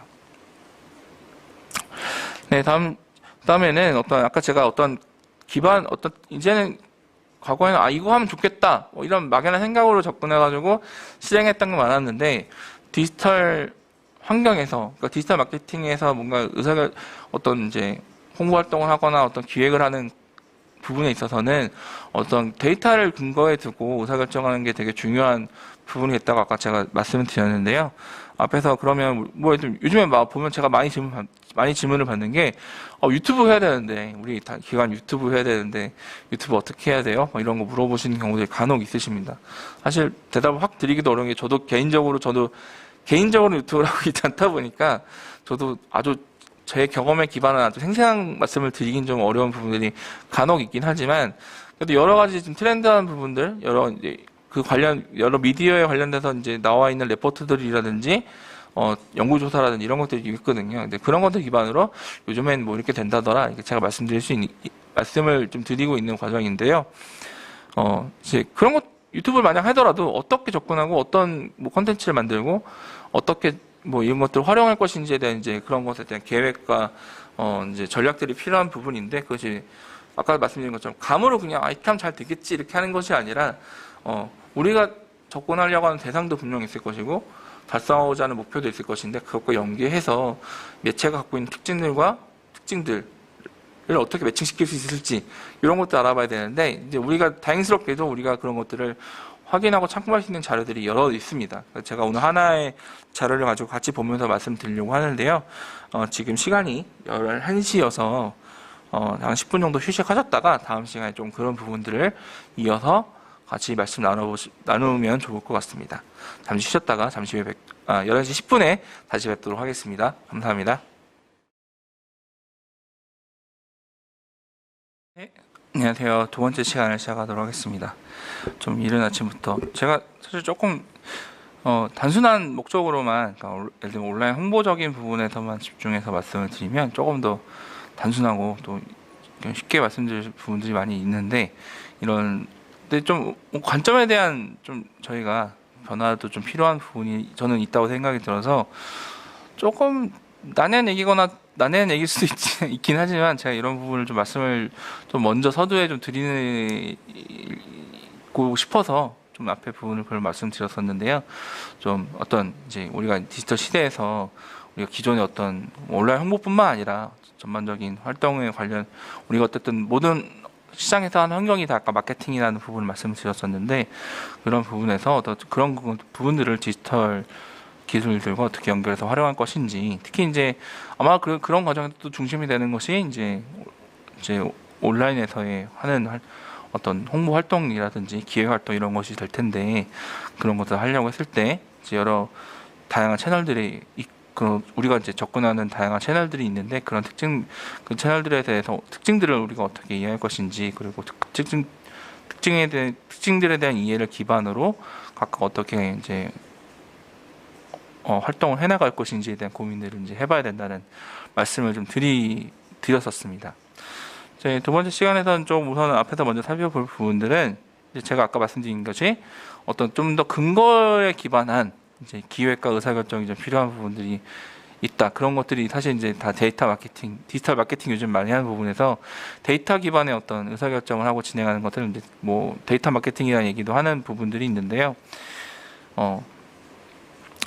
한 레포트를 저희가 좀 내용을 살펴보면서 좀 그런 것들을 한번 짚어보도록 하겠습니다. 제가 지난주 시간에 잠깐 소개해 드렸던 서비스이기도 한데 우리나라에 오픈 서베이라고 하는 그런 서베이 전문 기업이 있습니다. 그런 데서는 되게 다양한 주제로 많은 서베이를 이제 설문조사 같은 걸 통해 가지고 진행하고 있고 그것에 들어가다 보면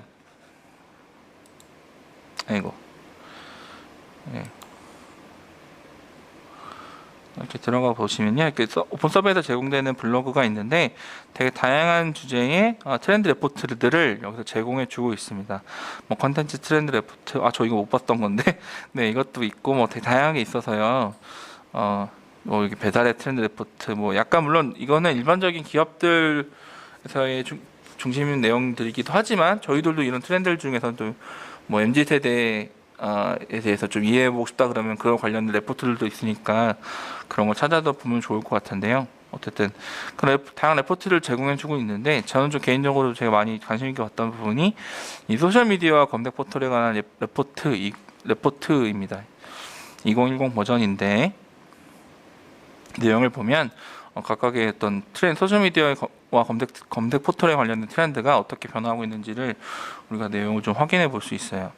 이게 또 무료로 다 공개되어 있는 레포트이기 때문에 되게 다양한 레포트를 읽어보시면 또 재미난 인사이트를 얻으실 수도 있을 것 같습니다. 이 링크 나중에 들어가 보셔서 관심 있는 레포트들을 신청하셔서 받아서 활용해 보시면 좋을 것 같고요. 여기서 있어서 제가 뭐 크게 이제 두 가지 내용들이 좀 인상 깊었어요. 여기서 나왔던 부분들은 7명은 유튜브에서 검색을 한다, 정보 탐색을 한다라는 거. 우리가 유튜브를 그냥 영상을 올리는 플랫폼, 영상 사이트 정도로만 이해하는 경우들이 있는데 사실 조금 더 본질적인 걸 들여다보면 세계 최대 검색 엔진은 구글이죠. 그런데 세계 그럼 두 번째 검색 엔진은 어떤 것일까? 뭐 네이버인가? 뭐 이렇게 생각할 수 있지만 그거는 이제 네이버는 국내 한정으로 이제 국내에서 검색 엔진 1위이고요. 유튜브는 전 세계적으로 보면 세계에서 두 번째로 큰 이제 검색 엔진이기도 합니다. 그러니까 우리가 유튜브를 활용하는 그런 어떤 패턴을 좀 생각을 해보면 물론 유튜브에 딱 저희가 접속을 해서 들어가면 유튜버가 먼저 어떤 알고리즘에서 먼저 보여준 영상들이 있죠. 그리고 저희가 구독한 채널들에 대한 영상들도 있어서 그런 것도 보기도 하지만 유튜브에서 그거 요리법? 무슨 뭐 예를 들면 저희가 뭐 음식을 하나 집에서 해 먹으려고 그래요. 그럼 제가 알리오 올리오를 만들어 먹으려고 그런다. 그러면 알리오 올리오 만드는 레시피? 물론 그걸 블로그로 찾아보기도 하지만 진짜 영상을 보고 하면 좀 더 생생한 걸 확인할 수 있으니까 유튜브에서 먼저 찾아보기도 하는 거죠. 그렇게 되면 유튜브에 상당히 다양한 이제 영상들이 관련된 영상들이 올라오게 되니까 이제 그걸 보고 이제 하게 되니까 우리는 이제 그걸 검색 활동이라고는 가끔 사실 생각 안 하기도 하지만 사실 그게 이제 우리가 일반 포털 뭐 구글이라든지 네이버에서 우리가 보통 어떤 것을 궁금해서 검색을 할 때 그런 액션과 행위와 동일한 거죠. 실제로 좀 더 어린 세대로 갈수록 그렇게 검색을 뭔가 내가 필요한 정보를 유튜브에서 검색을 통해서 찾아가지고 활용하는 그런 패턴들이 훨씬 늘어나는 부분이 많이 있는데요. 그래서 막 이제 막 특히 이제 어린 세대 뭐 자기 필요한 정보를 막 찾아서 하는데 예전에 한두 번 정도 작년에 그런 이슈가 있었나? 갑자기 유튜브가 구글 서비스가 딱 한 30몇 시간도 아니고 한 3, 40분 정도 먹통이 된 이슈가 있었어요. 뭐 여러 가지 이슈가 있어서 구글 관련된 모든 서비스가 다 이제 접속이 안 되는 이런 이슈가 있었는데 그것 때문에 문제 제기도 있었고. 그런데 특히나 저는 제 입장에서는 한 3, 40분 유튜브 안 봐도 뭐 저는 큰 지장이 없었는데 아마 이제 좀 이제 학생들한테는 그게 난리가 났다는 얘기를 제가 들었었어요. 당장 내가 확인하고 싶은 정보를 유튜브에서 못 찾으니까 막 답답하기도 하고 이게 뭐 결과적으로는 이게 40분 정도 걸려서 끝났다 이게 이제 문제가 해결된 상황이긴 했었지만 그 상황을 당사자들이 딱 접한 상황에서는 이게 언제 끝나는 거야? 막 이러면서 이제 당황하면서 이제 약간 혼란을 겪었다. 저는 그게 그렇게 요즘 애들한테 그렇게 혼란을 겪을 만한 일이 되기도 하겠구나라는 것도 들으면서 좀 이게 확실히 이걸 확인하는 이게 접근하고 이제 활용하는 그런 이제 뭐랄까 그런 방식에서도 동일한 서비스임에도 불구하고 그런 차이가 있는 거구나라는 걸 좀 저도 많이 느꼈었던 그런 이벤트였었는데 실제로 이제 그렇게 검색을 많이 한다라는 부분들 그리고 어떤 소셜 미디어 전체적인 부분들이 예전에는 SNS 그러면 소셜 네트워크 서비스잖아요. 원래 근데 사람은 원래 되게 소셜한 존재이기 때문에 굳이 이런 IT 서비스를 하지 않더라도 원래 소셜 네트워크, 그러니까 대인관계라는 게 다 그런 소셜 네트워크인 거죠. 근데 그런 것들을 이제 디지털 기반, 온라인 기반에서도 할 수 있도록 도와주는 게 이제 그런 소셜 네트워크 서비스라고 해서 SNS라고 보통 불리는 부분들인 건데 그러니까 본질적인 목적은 여러 사람들과 교류하는 것이 처음 목적이었다 그러면 지금은 단순한 교류를 넘어서 콘텐츠를 소비하는 채널로도 확산이 되고 있다. 네. 아까 말씀드린 뭐 틱톡 같은 거라든지 이런 부분을 통해서 하고 물론 거기 안에서도 뭔가 소통이 이루어지고 하는 부분이 있겠지만 제가 무슨 어떤 특정한 인플루언서의 영상을 본다고 해서 그 사람과 뭐 댓글 정도 주고받는다 해서 그 사람과 일부적인 소통은 하긴 하겠지만 그 사람과 뭔가 이제 뭔가 개인적인 뭐 관계 맺음을 하고 교류를 하고 이런 건 사실 아닌 거죠. 오히려 그런 컨텐츠 소비하는 그런 성향들이 더 많아졌다라는 부분들을 확인해 볼 수 있다라는 거. 저는 여기서는 크게 이제 저는 개인적으로는 특히 두 가지가 좀 인상적이었던 부분이었는데요. 레포트를 살펴보면 지금 저렇게 보시는 것처럼 다양한 주제에 관련해서 이제 여러 인사이트를 이제 실제 통계자를 가지고 했었던 통계자를 가지고 이제 분석해 놓은 자료들을 확인해 볼 수가 있습니다. 뭐 간단하게 내용들 살펴보면요. 첫 번째는 몇 가지만 제가 되게 내용이 되게 방대한데 그중에서 제가 몇 가지만 좀 약간 발췌를 해봤습니다. 1년 전 대비 이용량 변화에서 유튜브는 이용량이 큰 폭으로 증가한 반면에 포털 사이트는 비슷하거나 줄어들었다는 응답이 더 많이 증가했다라는 것들 요 내용으로 확인해 볼 수 있어요. 요런 이제 아래에 보시는 요런 이제 그래프 상의 변화들을 가지고 제가 방금 읽어드렸던 요것들을 이제 인사이트로 뽑아낸 부분들이 보고서에 포함되어 있는데요. 특히나 이제 비대면 환경으로 갑자기 넘어가는 부분에서 이제 유튜브 같은 것들이 활용도가 더 많이 커졌다라는 부분들, 심지어 이제 부분이고 포털 사이트는 비슷하거나 오히려 줄어들었다라는 부분들이 좀 있었다라는 볼 수 있습니다. 특히 이제 여기서 확연하게 볼 수 있는 것들은 우리가 이제 보통 이제 페이스북, 인스타그램 뭐 이런 것들은 어느 정도 좀 되게 많이 사용 기간들이 있다 보니까 이게 막 예전처럼 폭발적으로 확 늘어나거나 이런 건 사실 찾기 어렵고 이제 유지되거나 뭐 조금씩 변화하는 이런 정도였다 그러면 유튜브는 어쨌든 지금 거의 유튜브 세대를 할 정도로 최근 몇 년 사이에 거의 유튜브를 중심으로 된 여러 가지 변화들이 많이 있었잖아요. 그런 부분에서 아직도 더더욱이나 계속적으로 유튜브에 대한 활용도라든지 이게 늘어나면서 그런 걸 이용하는 부분들이 또 12.8% 사이 1년 사이에 12.8% 정도 늘었다 그러면 되게 이것도 나름 되게 의미한 큰 변화의 폭이라고 볼 수 있거든요. 그러니까 이런 것들이 있다. 그러면 이런 부분은 뭐냐? 앞으로도 유튜브는 꽤나 오랫동안 어떤 되게 이 소셜미디어를 이끄는 큰 한 축으로서 역할을 한다.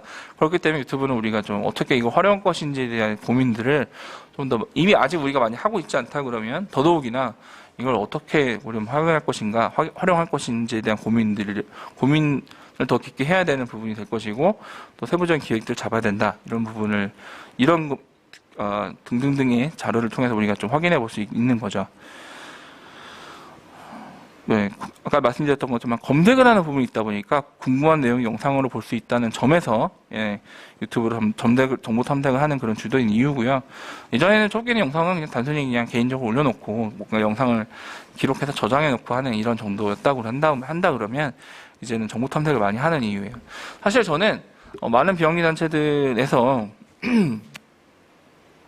모든 것들을 다 할 필요는 없다고 생각이 들어요. 딱 맞지가 않다 그러면, 타겟팅 매치가 않다 그러면, 굳이 과감하게 때로는 포기해야 되는 것도 필요하고, 오히려 잘할 수 있는 것들에 필요한 영역에 좀 더 집중해야 되는 것도 필요한데, 또 한편으로는, 이렇게 뭔가 다 대세화되어간 이런 것들의 경우에는, 특히 이제 유튜브 같은 경우는 우리가 단순히 이거를 영상 저장, 그러니까 이거를, 만약에 우리 단체가 채널을 운영할 때 구독자 수 이런 것들을 기본적인 지표로 생각한다. 조회수나 물론 그게 되게 중요한 부분이긴 하지만 공익단체들이 한다고 해서 되게 많은 구독자가 확 늘어나거나 또는 이제 조회수가 막 몇십만, 몇백만 이렇게 늘어나는 게 상당히 힘듭니다. 사실 그나마 이제 갖춰져 있는 여러 단체들이라든지 공공기관들의 이런 조회수나 이런 거나 구독자 살펴보면 아이고 되게 적은 수의 것들이 많아요. 사실 유의미한 구독자를 갖추고 하기에는 되게 많이 시간도 많이 들고 많이 투자도 이루어져야 되고 노력도 이루어져야 되고 여러 시들이 많은데 사실 그거를 단체에서 온전하게 다 하기는 되게 어려움이 많이 있습니다. 하지만 그렇다고 해서 유튜브를 안 할 것이냐? 여기서 고민점이 커지는 거죠. 왜냐하면 아까 말씀드린 것이 유튜브는 검색을 통해서 뭐가 만들어지는 게 많다고 말씀드렸잖아요. 10명 중 7명이 검색 활동을 주로 한다.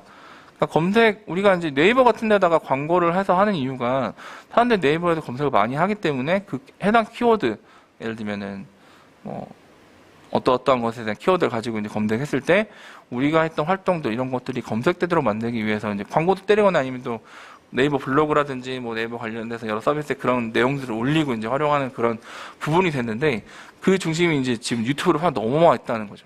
그런 부분을 생각해 보면 우리가 실질적으로 많은 구독자를 갖추기도 당장은 어렵고 조회수만 높이는 영상을 갑자기 콘텐츠 만들기는 어렵지만 그렇다고 유튜브를 포기할 것이냐 그런 것이 아니라 지금 거의 10대 이런 어린 세대부터 해서 많은 세대까지가 다 유튜브 많이 들어와 있어서 하고 있고 지금도 그 성장세가 계속 유지되어 있는 과정을 생각해 본다 그러면 우리 활동들이 어떤 검색 활동을 통해서 걸릴 수 있도록 하기 위해서는 어쨌든 거기다가 우리도 꾸준하게 콘텐츠를 올려줘야 된다는 이유가 된다는 거죠. 당장은 조회수가 안 나오고, 그러니까 조회수가 안 나오고 구독자 늘지 않는다고 해서 이거에 대해서 성과가 좋지 않거나 그걸 포기해야 되느냐, 이런 건 사실 아니고, 검색을 통해서 우리가 하는 활동들이, 이제 일반 시민들, 그것을 사용하는 여러 사람들에게 노출될 수 있는 가능성이 그만큼 있기 때문에 그런 것을 위한 기반으로서 소위 말해서 이제 이런 표현이 적절하지 않다고 생각이 들지만 제가 딱히 적절한 비유를 생각하기 어려워서 그냥 말씀드리는 건데 소위 말해서 떡밥을 뿌리는 거예요. 예, 뭔가 이제 바다에 낚시하기에서 할 때 수많은 떡밥들 뿌리잖아요. 물론 물고기들이 그걸 다 물지 않지만 하나라도 이제 한두 바가지를 물면 이제 어쨌든 낚시는 성공하는 부분들이 있는 건데 어쨌든 우리 활동들에 사실 일반 시민들이 관심을 갖기 어렵지만 어떤 검색하는 활동 통해서 우리가 하는 활동들의 내용을 보고 관심을 가질 수 있도록 만드는 그런 계기가 되는 부분들이 저는 이제 그런 영역이라 생각이 들어서 이제 그렇기 때문에 사실은 어려움이 있긴 하지만 당장에 구독자를 늘리거나 이런 부분이 어려움이 있긴 하지만 그럼에도 불구하고 유튜브에 대해서 많이 관심도를 갖고 접근해야 된다고 생각하는 좀 그렇게 말씀드리는 이유들이 이런 특징들을 지금 갖고 있기 때문에 더더욱이나 단순히 유튜브가 어떤 영상 중심의 영상 구독자를 많이 늘리고 이런 것으로만 판단하는 문제라 그러면 사실은 접근할 의미가 크지 않아요. 그게 어렵기 때문에. 하지만 그 외적인 다른 이런 이제 검색으로 활용되는 영역들도 되게 크다. 그리고 그 영역들이 점점 성장하고 있다라는 부분들을 이런 데이터를 기반으로 확인할 수 있기 때문에 그런 의사결정을 우리가 해볼 수 있다라는 것을 이제 말씀드릴 수 있겠습니다. 그리고 소셜미디어 가운데서도 유튜브, 네이버 블로그가 어느 순간 좀 죽는 느낌이 들긴 했지만 오히려 특히 이제 저도 개인적으로 좀 블로그를 개인적으로 운영하고 있어서 가끔 이제 소소하게 이제 홍보 의뢰가 들어오거나 하면 취미 삼아 그냥 좀 하는 편이기도 한데 뭔가 이렇게 코로나 상황이 되고 코로나 인한 어떤 비대면 이런 좀 저희가 이전과는 다른 환경이 좀 되게 장기화되다 보니까 이런 것을 통해서 하는 홍보 활동들이 잠깐 줄어들었다 다시 막 늘어나는 과정이 있기도 해요. 특히 뭐 경기가 어려운 뭐 예를 들면 음식점이라든지 또 소소하게 이제 소상공인들에 대한 홍보 활동들 같은 것들을 이런 블로그를 통해서 또 더 많이 늘어나는 과정이 있기도 합니다. 또 인스타그램도 마찬가지로 깨작 꾸준하게 늘어나는 부분들이 있고 기능적인 부분들도 되게 다양하게 기존의 어떤 타임라인에서 사진이나 영상을 올리는 것뿐만 아니라 뭐 스토리를 가지고 하는 활동들 뒷부분에서 다음 시간에 설명드리겠지만 그런 것들에 대해서 특징들이 또 다르기 때문에 그것도 접근해서 활용하는 방법들도 또 다른 부분들도 갖고 있습니다. 어쨌든 이런 특징들을 갖고 있어서 이제 시간이 막 길지 않기 때문에 이걸 자세하게 하나하나 짚어보기는 어렵지만 이런 특징들을 가지고 있는 이런 리포트를 보시면 이제 그런 것들을 이제 우리 어떻게 좀 특징들을 이해하고 활용할 것인지에 대해서 좀 인사이트를 얻을 수 있겠고요. 여기 보시면 소셜미디어의 정보는 흥미성, 유익성, 신뢰성 순으로 인식이 형성된다. 이런 부분들 보면 물론 우리가 되게 좋은 얘기들을 잘 전달하는 것도 되게 중요하지만 여기 보면 흥미성이라는 부분이 있다 되게 크다고 여기서 확인할 수 있잖아요. 그러니까 아까 초반에 말씀드린 것이 그 백신 홍보대사로 김용숙 씨 같은 분을 섭외를 해서 실제로 광고 콘텐츠도 그 되게 인터넷의 밈으로서 한창 유행하면서 실제로 김용숙 씨가 그런 인기를 좀 힘입어서 뭐 공중파 방송, 뭐 라디오 스타라든지 이런 데까지 출연했던 이런 그만큼 이제 대중적으로도 많이 이제 타짜에서의 그런 여러 대사들이라든지 액션이라든지 캐릭터 같은 게 많이 투영돼서 이제 한참 밈으로도 해서 막 실제 광고도 찍고 하는 그 정도 연결될 정도로 이제 많은 사람들이 인식을 잘 하고 있는 그런 부분이다 보니까 그걸 적절히 활용해서 백신 접종까지도 뭐 묻고 떠블러가부터 시작해서 아스트라제네카 떨어졌습니다. 그러면 뭐 얀센은 없냐? 뭐 이런 식으로 뭐 이렇게 그 대사들을 적용하는 되게 다양한 그런 변주들을 만들어낼 수 있었거든요. 그러니까 재밌고 내용도 백신 접종에 관련된 유익한 내용이니까 제 흥미도 있는데 유익성도 있어. 뭐 이런 것들을 이제 그런 공익적 메시지를 같이 전달하니까 좀 더 좋은 내용들을 효과적으로 전달할 수 있었다는 거죠. 그런 부분들을 이제 우리가 좀 컨텐츠를 특히나 기획할 때 그런 것들을 좀 고려해서 볼 수 있다는 부분들을 여기서 좀 확인해 볼 수 있겠습니다. 네. 인스타그램에 대해서 얘기할 때는 인스타그램에서는 어떤 게시물이 관심이 높은지, 여행, 일상, 패션, 의류, 잡화 이런 것들이 높다는 걸 볼 수 있죠. 특히 이제 인스타그램 많이 보는 게 어디 가서 힐링, 샵 힐링 하면서 막 이렇게 어디 가서 여행하고 이런 것들 사진들 많이 오는데 이렇게 흐름들이 있다는 것, 또 세대별로 어떤 것들이 더 관심 갖고 있는지도 이런 그래프를 통해서 확인할 수가 있습니다. 자, 방금 보여드린 건 2020년 자료고요. 2021년 자료들도 같이 나와 있으니까 이런 내용들을 살펴보시면 좋겠어요. 네. 근데 같은 내용이어도 제가 일부러 2021년만 보여드린 것이 아니라 2020년 자료를 같이 보여드린 이유가 질문 내용이나 내용들이 유사하거든요. 근데 그것에 대해서 변화들이 또 1년 사이에 어떻게 있었는지를 이것들을 보면 확인해 볼 수가 있습니다. 네.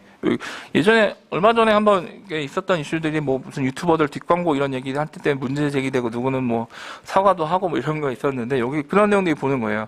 광고가 아닌 것처럼 보이도록 만든 광고 게시물과 실제 후기를 가정한 홍보 게시물에 대해서 가장 큰 거부감을 나타냄 이런 얘기들이 있는데 요즘에는 이제 일반적인 사람들도 많이 이제 좀 되게 똑똑해져서 당연히 어떤 일을 하는 부분에 있어서 협찬이 있거나 광고가 들어온 거는 다 이해를 하는 환경인데 그걸 일부러 숨기거나 가장해서 하는, 그러니까 소위 말해서 이제 정직하지 못한 거에 대해서 사람들이 많이 되게 거부감 갖는다 이런 치는 가는 거죠. 그러니까 뭔가 이런 부분을 보면 가끔 그런 거 있어요. 그러니까 채널 같은 거 운영할 때 하다 보면 뭔가 실수가 나올 수도 있고 문제점이 있을 수도 있고 지적이 있을 수도 있는데 그걸 애써 감추려고 하거나 이렇게 하기보다는 정직하게 그냥 잘못한 건 잘못했다 인정하고 깔끔하게 사과하고 이러면 오히려 그리고 다음엔 더 잘하겠다. 실제로 잘하는 모습을 잘 보여주면 오히려 더 이제 개선됐다.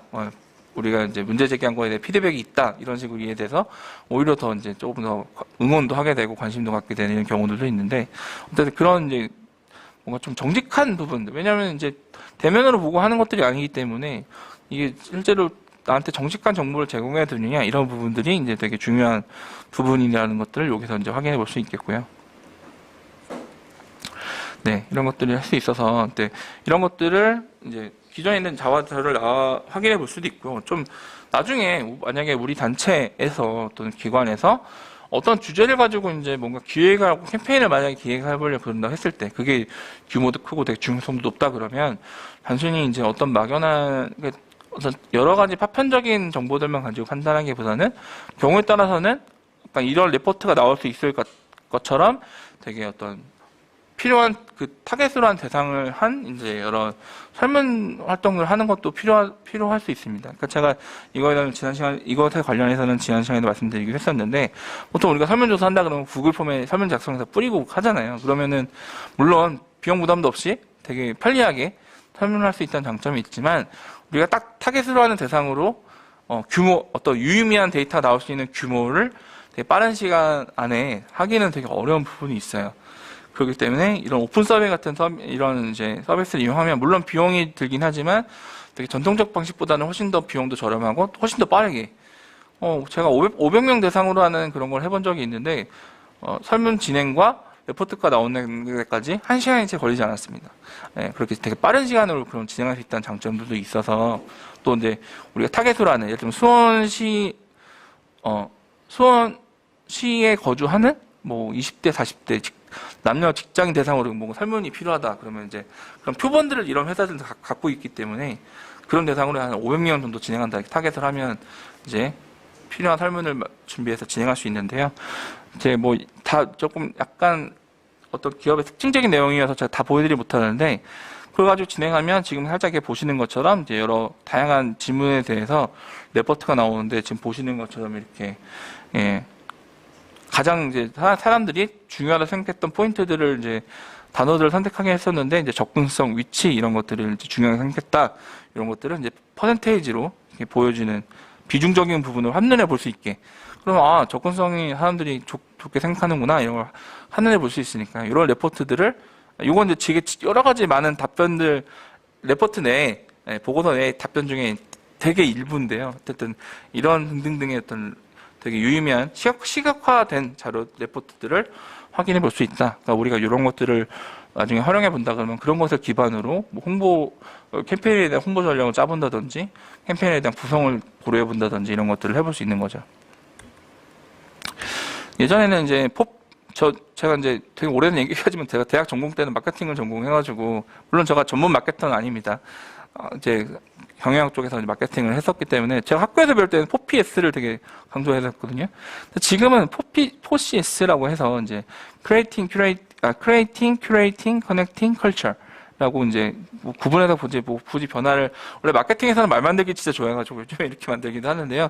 결론은 이제 어떻게 뭔가 새로운 걸 만들고 이제 좋은 것들을 조합할 것이고 그걸 연결하고 궁극적으로 어떻게 그거를 문화로 조성을 만들어낼 것인지 뭐 문화까지는 아니지만 어쨌든 뭔가 유행 트렌드화 시키는 과정을 어떻게 할 것인지 이런 것들로 이제 마케팅의 핵심 요소가 변화되고 있다. 디지털 환경에서는 더더욱이나 그런 부분이고요. 그렇기 때문에 관심사를 띄우고 공감시키고 공유를 유도한다.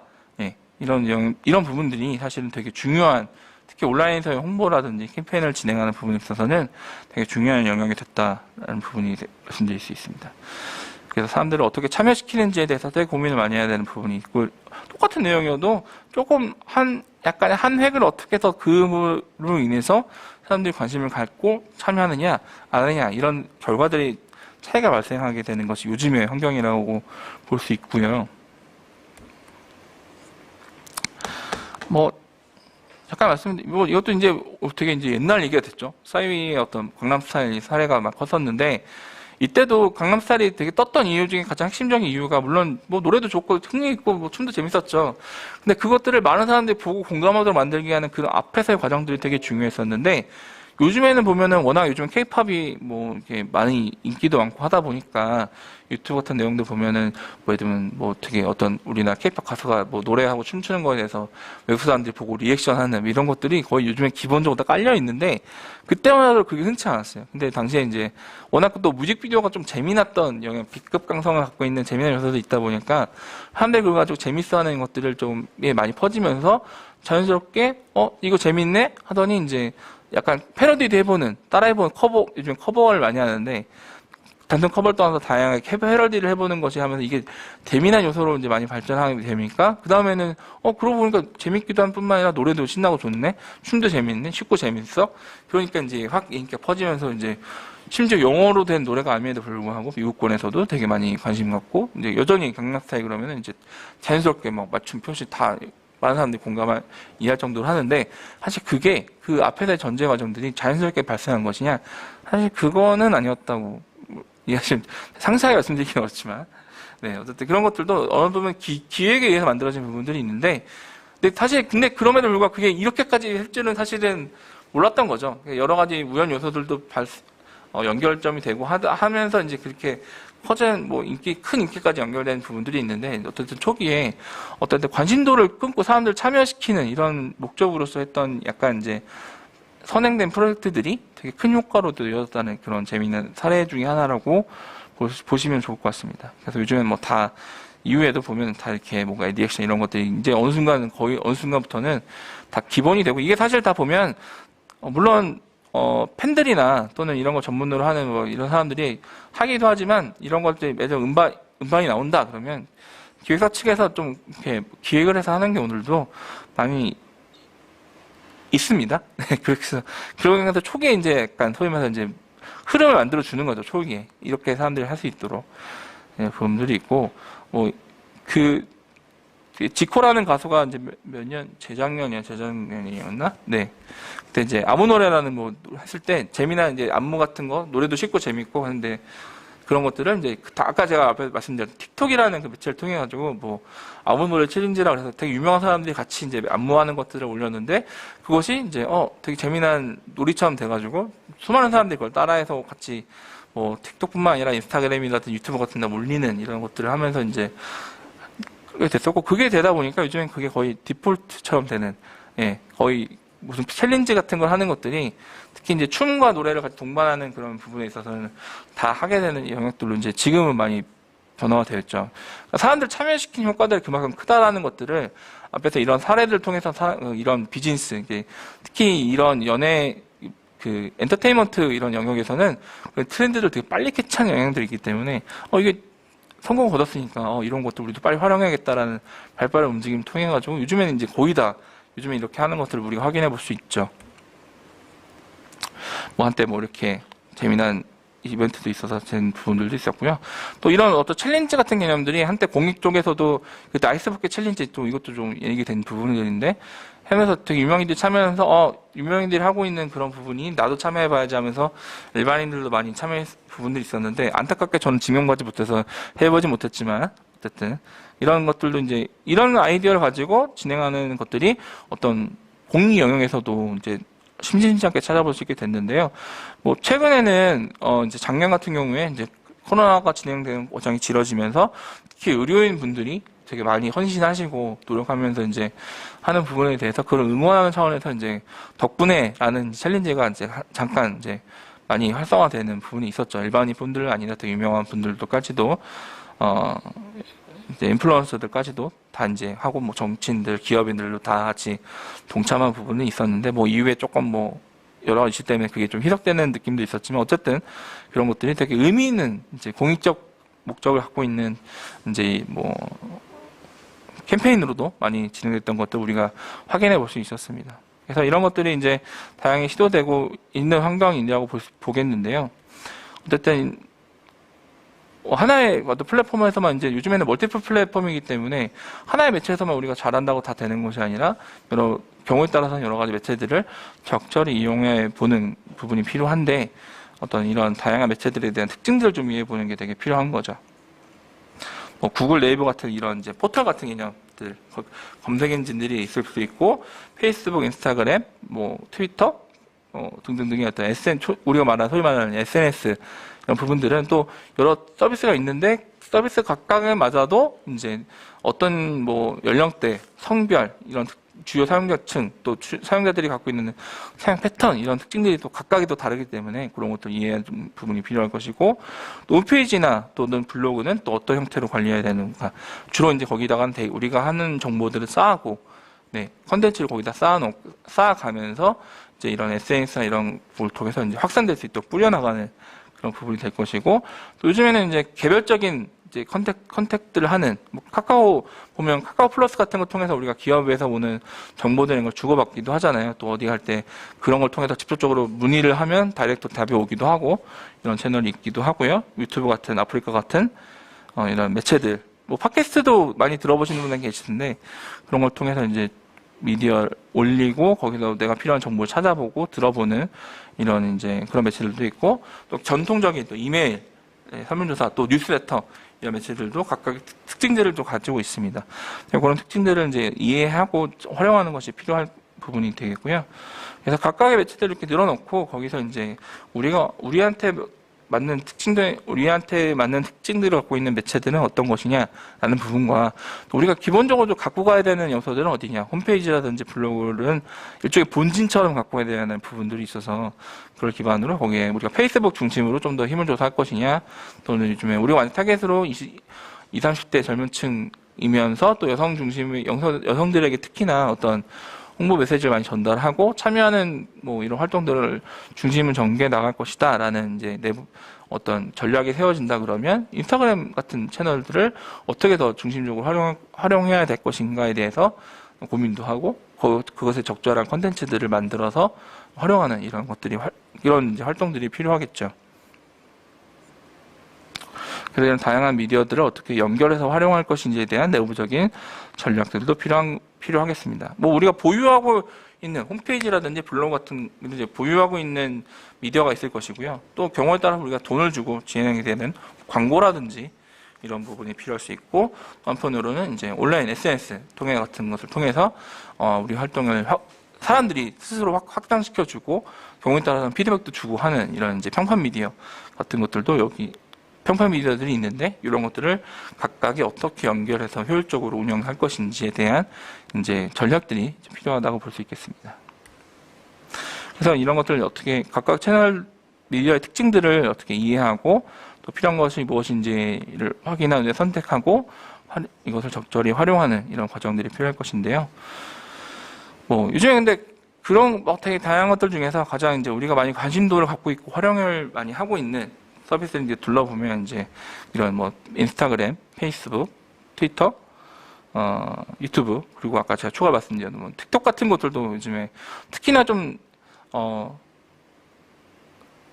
젊은 세대들, 뭐 10대 후반들이나 20대 초중반 이런 되게 트렌드를 따라가는 젊은 세대를 중심에게 많이 내용을 알리고 어필하고 싶다고 한다 그러면, 틱톡 같은 것들을 어떻게 활용할지에 대해서도 많이 고민해야 되는 거죠. 우리가 지금 정도 대다수 보면 페이스북은 요즘 많이 하세요. 근데 이제 거기에 더해서 이제 인스타그램을 조금 이제 활용하는 경우들이 비영리 단체들이나 뭐 이런 공공기관들도 좀 늘어나고 있는 과정인데, 물론 아까도 제가 그 리포트 잠깐 보시면서 보셨겠지만, 특히 인스타그램 같은 경우는 주로 활용되는 관심도가 올라가는 그런 주제나 컨텐츠들이 뭐 여행, 뭐 패션 이런 거다 보니까 조금은 어려울 수 있는 그런 공익적인 내용을 가지고 접한다 그러면 사실은 그게 어떤 호응을 받고는 좀 어려울 수도 있어요. 어렵습니다, 사실. 그런데 이제 그렇다고 그걸 아예 안 할 것이냐, 그럴 수는 없으니까. 그렇다 그러면 좀 어렵긴 주제긴 하지만 어떻게 컨텐츠적으로 어떤 기획들을 어떻게 삼으로 인해서 좀 어려운 내용이지만 조금 쉽게 풀어주거나 조금 친밀감을 좀 느낄 수 있는 형태로 그걸 만들어서 여기다 어떻게 적용할 것인지, 이런 고민들이 이제 예를 들면 인스타그램 활용해야 된다 그러면 그런 고민들을 해야 될 부분일 것이고요. 또 페이스북은 아까 말씀드린 것처럼 인스타그램처럼 뭔가 되게 감각적이고 뭐 트렌디한 그 부분은 좀 줄어들긴 했지만, 여전히 뭔가 진중하고 되게 다양한 정보를 주고받고 교류하기에는 되게 좋은 그런 플랫폼이기도 하고요. 또 주로 활동하는 분들이 이제 30대 후반에서 40대 이런 분들, 특히 이제 사회 문제에 관심을 갖고 있거나 이런 부분들이 비중이 높은 부분이 있으니, 거기에 중심으로 우리가 전달하고자 하는 주제, 이런 부분에 대해서 많이 확산시키고자 한다 그러면, 그것을 타겟으로 한 이제 전략들을 하나 맞춰서 이제 우리가 수립해서 진행하는 부분들이 있을 것이고, 또 컨텐츠도 그에 맞춰서 뭐 너무 물론 이제 여기서도 재미 요소가 있고 그러면 되게 확산도 잘 되고 이런 부분들도 있지만, 또 한편으로는 되게 명확한 사실에 근거한 또 명확한 이제 내용들 전달하는 이런 이제 똑같은 내용을 다룬다 하더라도 인스타그램에서 다루는 이런 톤앤 매너와 이제 페이스북에서 다루는 톤앤 매너가 좀 다른 거죠. 예, 그런 것들을 이제 좀 그 채널 운영하고자 하는 채널에 맞춰서 적절하게 이제 맞춰서 진행해야 되는 이런 특징들을 갖고 있습니다. 또 더해서는 요즘에 아까 멀티버스 같은 걸 말씀드렸는데, 멀티버스 내에서도 이제 상호 교류하고 이런 것들이 이제 늘어나고 있는 과정이고요. 특히나 요즘 어린 세대들은 어렸을 때, 예전에는 저희가 이제 뭐 그냥 소통을 하고 논다 그러면 동네에서 놀이터에서 사람들 애들 만나고 놀고 뭐 놀다가 뭐 치고받고 싸우기도 하고 이런 식으로 그냥 이렇게 했던 것들이 익숙했기 때문에 뭔가 가상의 공간에서 놀이를 하고 이런 거에 대해서 좀 약간 어색한 부분들이 있어요. 저는 그런 세대인데 요즘 아이들은 그냥 그렇게 모일 시간이 없는 거죠. 학교 다니고 학원 다니고 바쁘니까 그나마 이제 마인크래프트 같은 게임 같은 거에서 거기서 단순히 마인크래프트는 뭔가 이렇게 뭐 만드는 이런 건데, 그 만드는 거를 혼자 만드는 게 아니라 여러 사람들 같이 협동해서 뭔가 만든다든지, 거기에서 같이 원래 그런 기능을 하라고 그런 기능을 부여한 건 아니지만 기존에 거기서 있는 기능들 잘 활용해서 자기네끼리 놀이를 한다든지 이런 것들이 되게 익숙한 그런 이제 세대들인데, 이런 가상 환경에서 보면은 나를 투영한 이제 재배터는 이제 아바타를 만들어서 거기서 교류하는 그런 서비스거든요. 그러니까 아바타들 하더라도 여기다 어떻게 좀 내 개성을 더 부여할 것인가, 좀 더 이쁘게 만들 것인가, 그리고 그 만든 아바타를 가지고 내 친구들하고는 어떻게 교류할 것인가 이런 것을 하게 되는 건데, 그것을 되게 자연스럽게 받아들이는 이제 그런 세대들이 이제 성장하는 부분이거든요. 그렇기 때문에 이런 매체들도 이제 이런 이제 플랫폼도 되게 그런 의미에서 앞으로 어떻게 이걸 이해하고 활용할지에 대해서 고민도 필요한 부분이죠.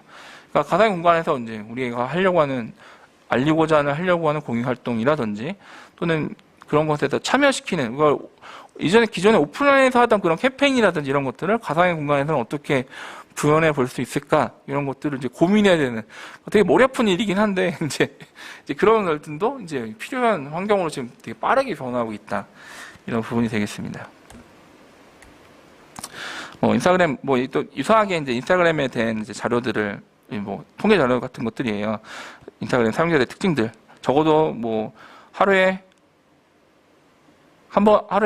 적어도 한 번은 좋아요를 누른다, 이런 비중이 60%. 이건 되게 큰 비중인 것이, 라이크를 한 번씩 누른다는 건 어쨌든 한 번씩 앱에 들어가서 내용을 본다는 의미거든요. 액티브 유저, 그러니까 사용자 수가 아무리 많아도 1000만, 2000만이 돼도 액티브 유저가 적으면 100만, 200명 밖에 되지 않는다 그러면 되게 죽어있는 플랫폼을 볼 수 있는데, 인스타그램 아까도 인스타그램 사용 시간이 되게 높은 거, 아까 그 자료 보셨던 것처럼 보면서 이것을 한 61%나 되는 비중들이 이제 계속 액티브 유저로 있다라는 것들을 여기서 확인해 볼 수 있어요. 이런 자료들은 제가 자료 포함됐으니까 내용을 살펴보시면, 물론 이제 영어로 된 자료지만 그래프로도 쉽게 정리되어 있으니까 보실 수 있고요. 여성의 비중이 남성보다 좀 더 많다. 네, 이런 것들을 이제 확인해 보실 수 있습니다. 그래서 요즘에 인스타그램 어떻게 활용할 것인지에 대해서 많이 고민하는 부분들 많은데, 제가 자료 찾다 보니, 제가 이거 교육 자료를 준비하다가 보니까 또 오늘 교육을 진행하는 경기도 공익활동지원센터 내에도 되게 여러 유용한 정보들 지금 아카이빙을 계속 하는 이런 것들이 있으시더라고요. 홈페이지 들어가 보니까 비영리 단체를 위한 소셜미디어 마케팅 인스타그램 활용 방법, 이거에 대한 되게 좋은 자료도 있습니다. 이 내용도 들어가서 보시면 좋을 것 같고요. 네.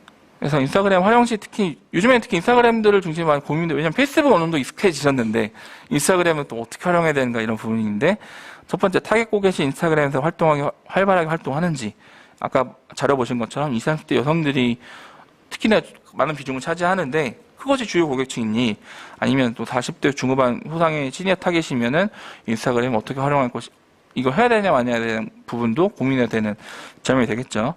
두 번째는 인스타그램이 여기서 이제 비즈니스라고 이게 제가 다른 전문가가 올리신 자료를 발췌한 내용이다 보니까 표현이 조금 이제 기업 관점에서 써있긴 하지만, 인스타그램의 비즈니스에 줄 수 있는 장점들이 무엇인지, 이걸 따라간다 우리한테 도움이 얼마만큼 플러스가 되는지에 대해서도 고려해야 될 부분이 있고요. 짧은 사진과 짧은 동영상을 통해서 정보 전달이 되게 유용한 그런 플랫폼입니다. 페이스북은 대신 이제 되게 텍스트도 길게 쓰고 여러 가지 자료들을 링크를 걸거나 뭐 사진 올리거나 동영상 올리거나 다양하게 활동할 수 있는 거다 반면에 인스타그램은 사진이라든지 짧은 동영상 올리는 형태로 이제 하게 되는데 이것이 이런 특징들을 갖고 있는데 우리가 타겟으로 하는 그 타겟들이 그런 형태의 콘텐츠에 대해서 익숙하고 또 호감을 느끼고 잘 공감하는지 이런 특징들을 좀 고려해 보야 되고요. 그런 것을 기반으로 목표 설정을 브랜드 제품 인지를 증대하고 이런 목표 설정들을 명확하게 해야 된다는 거. 그리고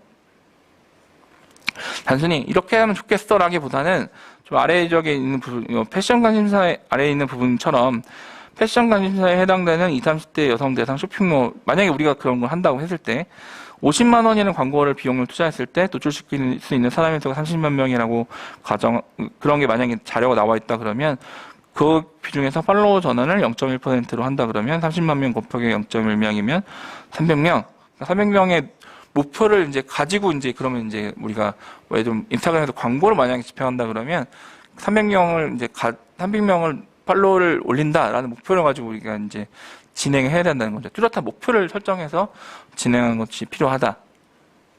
그리고 어디에 노출할지. 아까 말씀드린 것처럼, 인스타그램은 하나에 그냥 들어가면 동일한 것 같지만, 홈피드가 다르고, 또 이제 검색 들어가면 또 이제 그런 이제 뭐 해시태그나 이런 걸 통해서도 접근하는 영역들이 또 있어요. 거기는 어떻게 접근할 것인지, 또 경우에 따라서 유명한 인플루언서들과 어떻게 협업할 것인지에 대한 고민도 해볼 필요가 있는데, 그런 것들을 어떻게 노출할지, 어디서 노출할지를 결정하고, 또 해시태그도 되게 중요한 부분이에요. 그러니까 인스타그램은 팔로워가 몇 명인지도 되게 중요한 부분이긴 하지만, 적절한 이제 해시태그를 먼저 선점을 잘함으로 인해서 특정 해시태그를 누가 검색했을 때 우리가 올린 컨텐츠가 상해자 노출되도록 만드는 이런 과정도 필요한데 그런 해시태그를 어떻게 설정할지 뭐 등등등의 내용들을 볼 수 있고 노출되는 부분에 맞는 커뮤니케이션들이 필요하다. 인스타그램 게시물인지 스토리인지 또는 인스타그램 요즘에 라이브도 많이 활용되고 있는데 라이브를 통해서 이제 사람들과 어떻게 소통할지에 대한 내용들 또 그런 영역들을 이제 볼 수 있겠고요. 또 매력적인 피드를 만드는 부분 보기도 왜냐면 이게 보는 것에 되게 특화되어 있는 매체다 보니까 되게 정신없이 이렇게 되는 것보다 뭔가 디자인적으로 잘 통일성 있게 톤앤매를 잘 맞춰서 만들면은 훨씬 더 여기 이 채널 되게 매력적인데 라는 호감을 관심도를 모을 수 있는 특징들이 있기 때문에 어떻게 할 것인지에 대한 고민도 함께 더 필요한 부분들이 있고 또 경우에 따라서 유명한 인플루언서들 물론 이제 이게 대다수가 패션이라든지 뭐 이런 트렌디한 이런 거의 영역이다 보니까 공공활동 쪽은 좀 인플루언서 활용 부분이 좀 덜할 부분도 있긴 하지만 경우에 따라서 이제 그런 유명 인플루언서가 우리가 하려는 공익활동 관련돼서 뭐 예를 들면은 우리가 그런 이제 유기견 관련된 그 동물 보호 활동을 만약에 한다 그러면 특히나 이제 그런 이제 반려동물에 관련돼서 관심도가 있는 인플루언서들 많이 있잖아요. 그런 부분과 예를 들면 콜라보를 해가지고 같이 협업을 한다 이런 것들을 기획해보는 것도 필요한 부분이죠. 이런 자료들을 여기 아래 보시는 김종원 대표님이 올리신 이 자료에서 제가 일부 발췌를 해서 가져왔는데 이런 것들을 우리가 인스타그램을 활용할 때 좀 많이 고민해야 되는 이런 영역이라고 말씀드릴 수 있겠습니다. 그리고 적절한 벤치마킹 하는 것도 중요하다. 사실은 보면 우리가 하려는 것들을 이미 한 것들이 여럿 있어요. 그게 꼭 국내 한정이 아니라 하더라도 해외에도 보면 많은 사례들이 있는데 제가 이 영상을 참 보여드리면 좋겠는데 시간 관계상 스킵을 하겠습니다. 다음 자료에서 보는데 간단 요약을 하자면 이 환경보호단체와 되게 유명한 인플루언서 같이 협업을 한 사례인데요. 환경을 보호하기 위해서 나무를 심는 거예요. 근데 보통 전통적으로 나무를 많이 심어야 된다 이런 이제 목표를 가지고 홍보한다 그러면 자 나무가 산림이 죽어감으로 해서 우리가 뭐 지구가 뭐 어떻게 숨을 쉬지 못하고 뭐 탄소를 흡수하지 못하는 이런 좀 어려운 얘기들, 심각한 얘기들을 보통은 좀 하게 되죠. 그러니까 문제점을 각인시킴을 위해서 사람들이 이제 환경을 해야 되겠구나. 그러기 위해서 나무를 또 심어야 되겠구나. 이런 생각으로 전환될 수 있도록 하는 것들이 사실은 좀 일반적인 방식들이었을 텐데 여기서는 어떻게 접근하냐면 그냥 요 사람이 자기 친구들하고 그냥 나무를 심기를 시작을 해요. 근데 목표가 뭐냐면 나무 10만 그루 심기예요. 그냥 근데 거기에 대한 제반적인 설명을 아무것도 하지 않아요. 그냥 나무를 심어요. 친구들이랑 그냥 모여갖고 놀듯이 나무 한 그루 심는데 그럼 카운트가 하나씩 올라가거든요. 근데 점점점 그 활동에 참여하는 사람들이 점점점 많아져요. 처음에는 4-5명 시작하다가 갑자기 몇백 명 같은 장소에서 나무 심는 것들을 보여주면서 그런 나무 심는 활동이 되게 재밌고 좋은 활동이라는 이미지를 보여주고 그냥 노는 거거든요. 놀면서 자기 친구끼리 놀면서 하거든요. 여러분도 참여할 수 있어요. 이런 식의 메시지 던져주는 거예요. 근데 실제 와서 그렇게 참여할 수는 없으니까 후원금을 보낼 수 있다.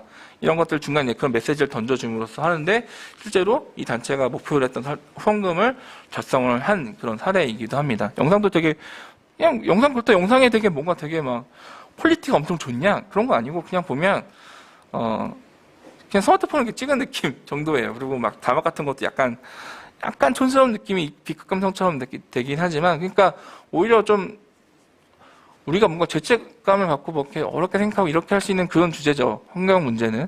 근데 그런 걸 개선하는 작업 활동들에 대해서 그냥 어렵게 생각하는 것이 아니라 이렇게 쉽게 접근할 수 있도록 만들어주는 그런 이미지를 주는 이런 영상 작업이 되겠고요. 또 컨텐츠적인 부분에서 본다 그러면 이제 뭔가 설명을 해줘야 될 때 어떤 주제 가지고 어떻게 임팩트 있게 좀 핵심적인 내용을 정리해서 전달해 줄 거냐. 만약 유튜브에서 컨텐츠를 기획한다 그러면 여러 사례들을 참고할 수 있는데 저는 개인적으로 요즘에 많이 보는 것이 이제 MBC에서 만든 채널인데 이제 소비더 머니라는 내용인데 여러 브랜드라든지 여러 이제 이슈 제품이라든지 등등에 대해서 전문 기자가 되게 썰을 잘 풀어줘요. 근데 다양한 시작 자료를 같이 연결해 줌으로써 풀어주는데 이것을 공익활동 영역과 생각한다 그러면 이제 우리가 다루고자 하는 구제들을 너무 쉽게 좀 핵심적인 부분을 뽑아서 이런 식으로 구성한다 그러면 좀 더 잘 전달될 수 있는 그런 부분들이 될 수도 있겠다라는 생각에서 참고할 수 있다고 생각이 들고요. 또 이제 요즘에는 스마트폰을 영상을 많이 본다고 하더라도 가로로만 보는 것이 아니라 세로로 보는 것도 많잖아요. 그래서 영상을 보면 세로 포맷들도 많이 이루어지는데 우리가 세로 포맷은 어떻게 제작을 만들어 볼 수 있고 또 이제 활용하면 좋을지 이런 것들도 이런 사례들을 보면서도 참고해 볼 수 있다고 생각이 듭니다. 많이 활용하면 좋겠고 아까 이제 시의적절하게 그 당시에 막 뭔가 밈으로 유행하거나 문화적으로 사회적으로도 많이 이제 관심 갖고 있는 것들을 캐치하는 게 중요한데 작년 같은 경우에 이제 그 기생충이 한창 막 영화 막 할 때 그 기생충에 우연하게도 그 짜파구리가 화제가 됐었잖아요. 근데 뭐 그걸 PPL하거나 그런 것도 아니었을 텐데 우연히 확 뜨니까 농심에서 되게 발빠르게 이렇게 기생충 포스터 이런 거를 좀 약간 패러디를 함으로써 이렇게 소위 말해서 이제 물 들어올 때 노 젓는다. 요 전략으로서 시의적절. 이게 나중에 하면은 이게 별로 효과가 없었을 텐데 그 시기에 딱 맞춰서 발빠르게 움직여서 이런 걸 준비해서 함으로 인해서 심지어 짜파구리를 만들어주는 이런 레시피까지도 이제 뭔가 상세하게 하면서 심지어 이거는 국내가 아니라 외국에 보여주는 자료였거든요. 이런 거 만드는 부분들. 그러니까 우리도 뭔가 사회적으로 통용됐을 때 우리가 알리고자 하는 내용들과 좀 매칭시킬 수 있는 그런 여지가 있다 그러면 되게 빠르게 너무 기획을 너무 자세하게 하기보다도 빠르게 그것을 해서 그 시기적인 부분을 잘 이용하는 것도 되게 중요하다. 또 요즘에 또 B급 강성들이 많이 유행하는데 이게 적절히 선을 잘 지켜야 되거든요. B급 강성들을 우리가 만약에 활용하려고 할 때 예를 들면은 뭐 충주시 사례라든지 이런 B급 강성이 유행했던 게 몇몇 있다 보니까 단순히 이걸 똑같이 따라하려고 하는 경향들도 없지 않아 있는데 그냥 그걸 참고를 하되 우리의 선에서는 우리의 내용을 가지고서는 어떤 톤 앤 매너와 선을 가지고 이걸 만들어야 될 것인지에 대한 고민을 하고 접근하는 게 필요합니다. 그래서 잘하고 있는 게 꼭 우리는 공익적인 내용을 다루는 영역이긴 하지만 이런 이제 보통 기업들이 이런 것들이 너무 잘하고 있기 때문에 이런 잘하고 있는 사례들을 보면서 어느 정도로 이렇게 기획을 했을 때 딱 반응도 좋고 또 너무 그렇다고 너무 좀 이렇게 날림으로 하지 않는 느낌으로 하는 선은 어떻게 영역을 잡을 것인지 이런 것들 좀 많이 관심 있게 보여주시는 게 또 필요하다고 보여져요. 뭐 이런 부분들도 있고 이런 라이브 우리 활동들을 또 이런 요즘에 아까 인스타 라이브를 비롯해서 페이스북에도 라이브도 있고 이제 하는데 이런 요즘에 심지어 커머스 같은 것들도 라이브 커머스도 많이 활성화되고 있는데요. 이제 만약에 우리가 뭔가 판매가 꼭 제품뿐만 아니라 여러 가지가 될 수도 있겠죠. 공익적인 목적으로 뭔가 매칭시켜주는 걸로 한다 그러면 그런 것들은 어떻게 접근할 수 있을지 이런 라이브 커머스를 만약에 활용해보면 어떻게 하면 좋을지에 대해서도 고민해 볼 수 있겠고요. 네, 뭐 이런 것들은 나중에 참고해 보시고 그래서 마무리를 짓자고 한다면 좀 원론적으로 돌아가서 우리의 고객은 누구인지에 대해서도 우리가 스스로 명확하게 그 정의를 설정해 볼 필요가 있고 그리고 그 고객들이 갖고 있는 대상자들이 갖고 있는 니즈가 무엇인지 그 특성이 무엇인지 그리고 궁극적으로는 그럼 나는 누구인지, 그러니까 나는 우리 단체는 사실 보면 사실 공익단체들이 여러 가지 활동을 하다 보니까 그 스스로에 대한 정의를 분명하게 하지 못하는 경우들도 간혹 있어요.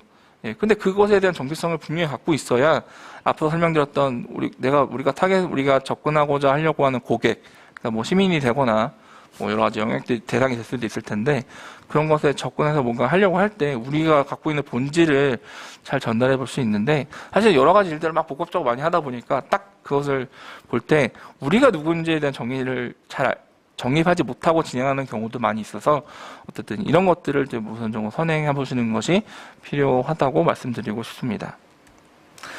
마무리하면서 하나의 사례를 제가 말씀드릴 텐데 제가 예전의 사례예요. 이제 제가 예전에 어떤 강의 의뢰를 받아서 충북 영동에 간 적이 있습니다. 서울에서 이제 기차 타고 가서 대전역에 내려서 포카 빌려가지고 1시간 동안 막 운전해가지고 저녁에 갔었거든요. 이제 그게 이제 2회차 2번으로 나눠서 하는 교육이었는데 첫 번째 시간은 제가 일정이 안 돼서 다른 분이 가서 강의를 해주셨었는데 약간 뭐 온라인 홍보 관련된 그런 교육이었어요. 근데 첫날 시간이 좀 어려우셨었나 봐요. 왜냐면 영동명이 집안은 영동 지역에 계신 이제 그 농민분들 대상으로 하시다 보니까 연령대도 좀 있으시고 이런 거에 익숙하지 않으시다 보니까 뭐 지역에서 뭐 이렇게 영동 분에서 하는 그런 교육이었거든요. 그러니까 조금 어려우셨었는지 두 번째 시간에 한 2, 30명 정도 오셔야 되는데 아무도 안 오신 거예요. 근데 딱 한 번 오셨는데 선생님께서는 첫날 시간 들으니까 그동안 본인이 궁금했을 내용들 너무 많이 접할 수 있어서 너무 좋았다. 그래서 그날 오셨던 거예요. 그래서 저는 오히려 그냥 한 분 계시니까 좀 상세하게 얘기 드릴 수 있겠네요. 말씀을 나눠봤는데 정말 제가 알려드릴 수 있는 게 거의 없었어요. 왜 그러냐면 그분은 그 동네에서 이제 쌈채소를 다양하게 재배해서 경우에 따라 판매도 하시는 이런 활동을 하시는 분이셨는데 뭐 다른 매체를 많이 하시고 계신 게 아니라 딱 하나 본인 블로그를 하고 계셨는데 블로그를 한 3년 넘게 해오셨어요. 근데 쌈채소를 어떻게 재배했고 이걸 가지고 어떻게 요리도 하고 또 경우에 따라 종종 그 지역에서 또 다문화 그 농촌에 가면은 또 이제 다문화 그런 것들이 좀 많이 있기도 해서 외국에서 온 그런 이제 분들과 이제 그 지역 주민들 어떻게 이렇게 어울려져서 만들어 나가고 있는 이런 것 좀 보여주는 이런 콘텐츠들을 뭐 사진을 엄청 잘 찍으시는 이런 건 아닌데 그거를 정말 꾸준히 그 영역에서 꾸준히 쌓아오셨어요. 그러니까 콘텐츠를 정말 본인이 하려고 하는 목표를 분명히 가지고 그걸 꾸준히 해오셨다 보니까 사실은 그거 가지고 하다 보니까 뭐 예를 들면은 쌈채에서 판매한다 그러면 거의 바로 매진 나가고 이럴 정도로 해오셨던 거예요. 그러니까 제가 뭐 특별하게 여기서 더 이렇게 해보세요라고 말씀드릴 내용들이 별로 없었고요. 나중에 좀 더 이걸 확장하실 경우에 이렇게 해보시면 좋다 정도로 제가 상담만 좀 드렸었는데 정말 중요한 거는 정말 나만의 컨텐츠, 나만의 주제를 갖고 있는 컨텐츠들을 뭐 아까 제가 이런 채널, 저런 채널 막 많이 말씀드리긴 했는데 물론 잘 갖춰서 하는 게 정말 중요하지만 본질적으로는 내가 무엇을 하려고 하는지에 대해서 명확한 이제 주제의식을 갖고 그것을 꾸준히 해나가는 것이 사실은 근본적으로 가장 중요하다. 예. 사실 그래서 블로그 하나만 가지고 또는 페이스북 하나만 가지고라도 꾸준히 잘 쌓아가신다 그러면 그래도 오늘 효과를 보실 수 있는데 더해서 이제 아까 말씀드린 것처럼 다변화되어 가는 환경이니까 그런 환경들에 대해서 이해하고 여러 채널들에 대해서도 특징들을 좀 확인하신 후에 기본 콘텐츠를 잘 갖추고 있으면 그걸 가지고 좀 변형해서 사용하면 되는 부분이거든요. 요즘 제 발음이 안 좋습니다. 원소스 멀티 유즈라고 해서 하나의 잘 콘텐츠를 다듬은 거 있으면 조금 좀 변형해서 이걸 페이스북이든 활용할 수도 있고 뭐 인스타그램에서 활용할 수도 있고 그걸 좀 기획된 걸 명상화시키면 뭐 유튜브도 활용할 수 있는 것이 되겠죠. 나만의 콘텐츠를 잘 갖추는 것이 사실은 아까 뭐 제가 뭐 여러 가지 말씀드렸지만 그런 것보다 무엇보다 우리 것을 먼저 어떻게 잡고 갈 것인지에 대해서 고민하고 특징적인 것들을 잘 만들어나가는 게 되게 중요하다. 그래서 제가 다음 시간에는 그런 걸 할 때 요즘에 뭐 이미지 영상이라든지 또는 이미지 콘텐츠들 많이 이제 생산하고 활용해야 되는 그런 환경이 됐는데 그런 것들을 좀 어떻게 좀 쉽게 전문성이 없는 경우가 많이 있으신데 내부에 디자이너가 있는 것도 아니고 영상 제작자가 있는 건 아니니까 그런 경우에 어떻게 조금 효율적으로 조금 이제 잘 할 수 있을지에 대해서 다음 시간에 다뤄보도록 할 텐데요. 이제 그런 부분들을 이제 다뤄볼 수 있겠습니다. 이렇게 마무리 드리고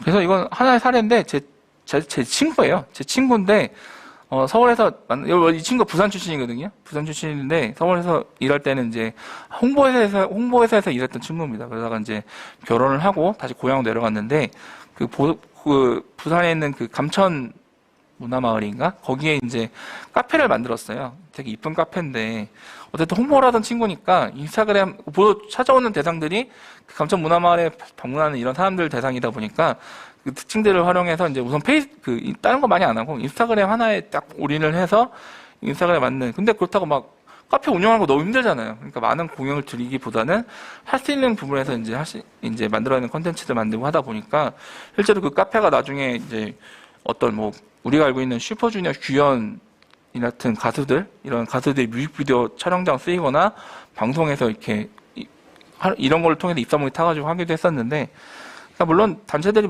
너무 많은 일을 해야 되다 보니까 아까 이런 것들을 다 한 번에 다 잘할 수는 없는데 우리가 할 수 있는 것들부터 하나하나 단계적으로 이런 식으로 해 나가기만 하더라도 어느 정도의 성과들은 볼 수 있다. 그래서 하나의 작은 목표를 먼저 설정해서 하나하나 먼저 실행해 보시는 것을 저는 추천드리고 싶습니다.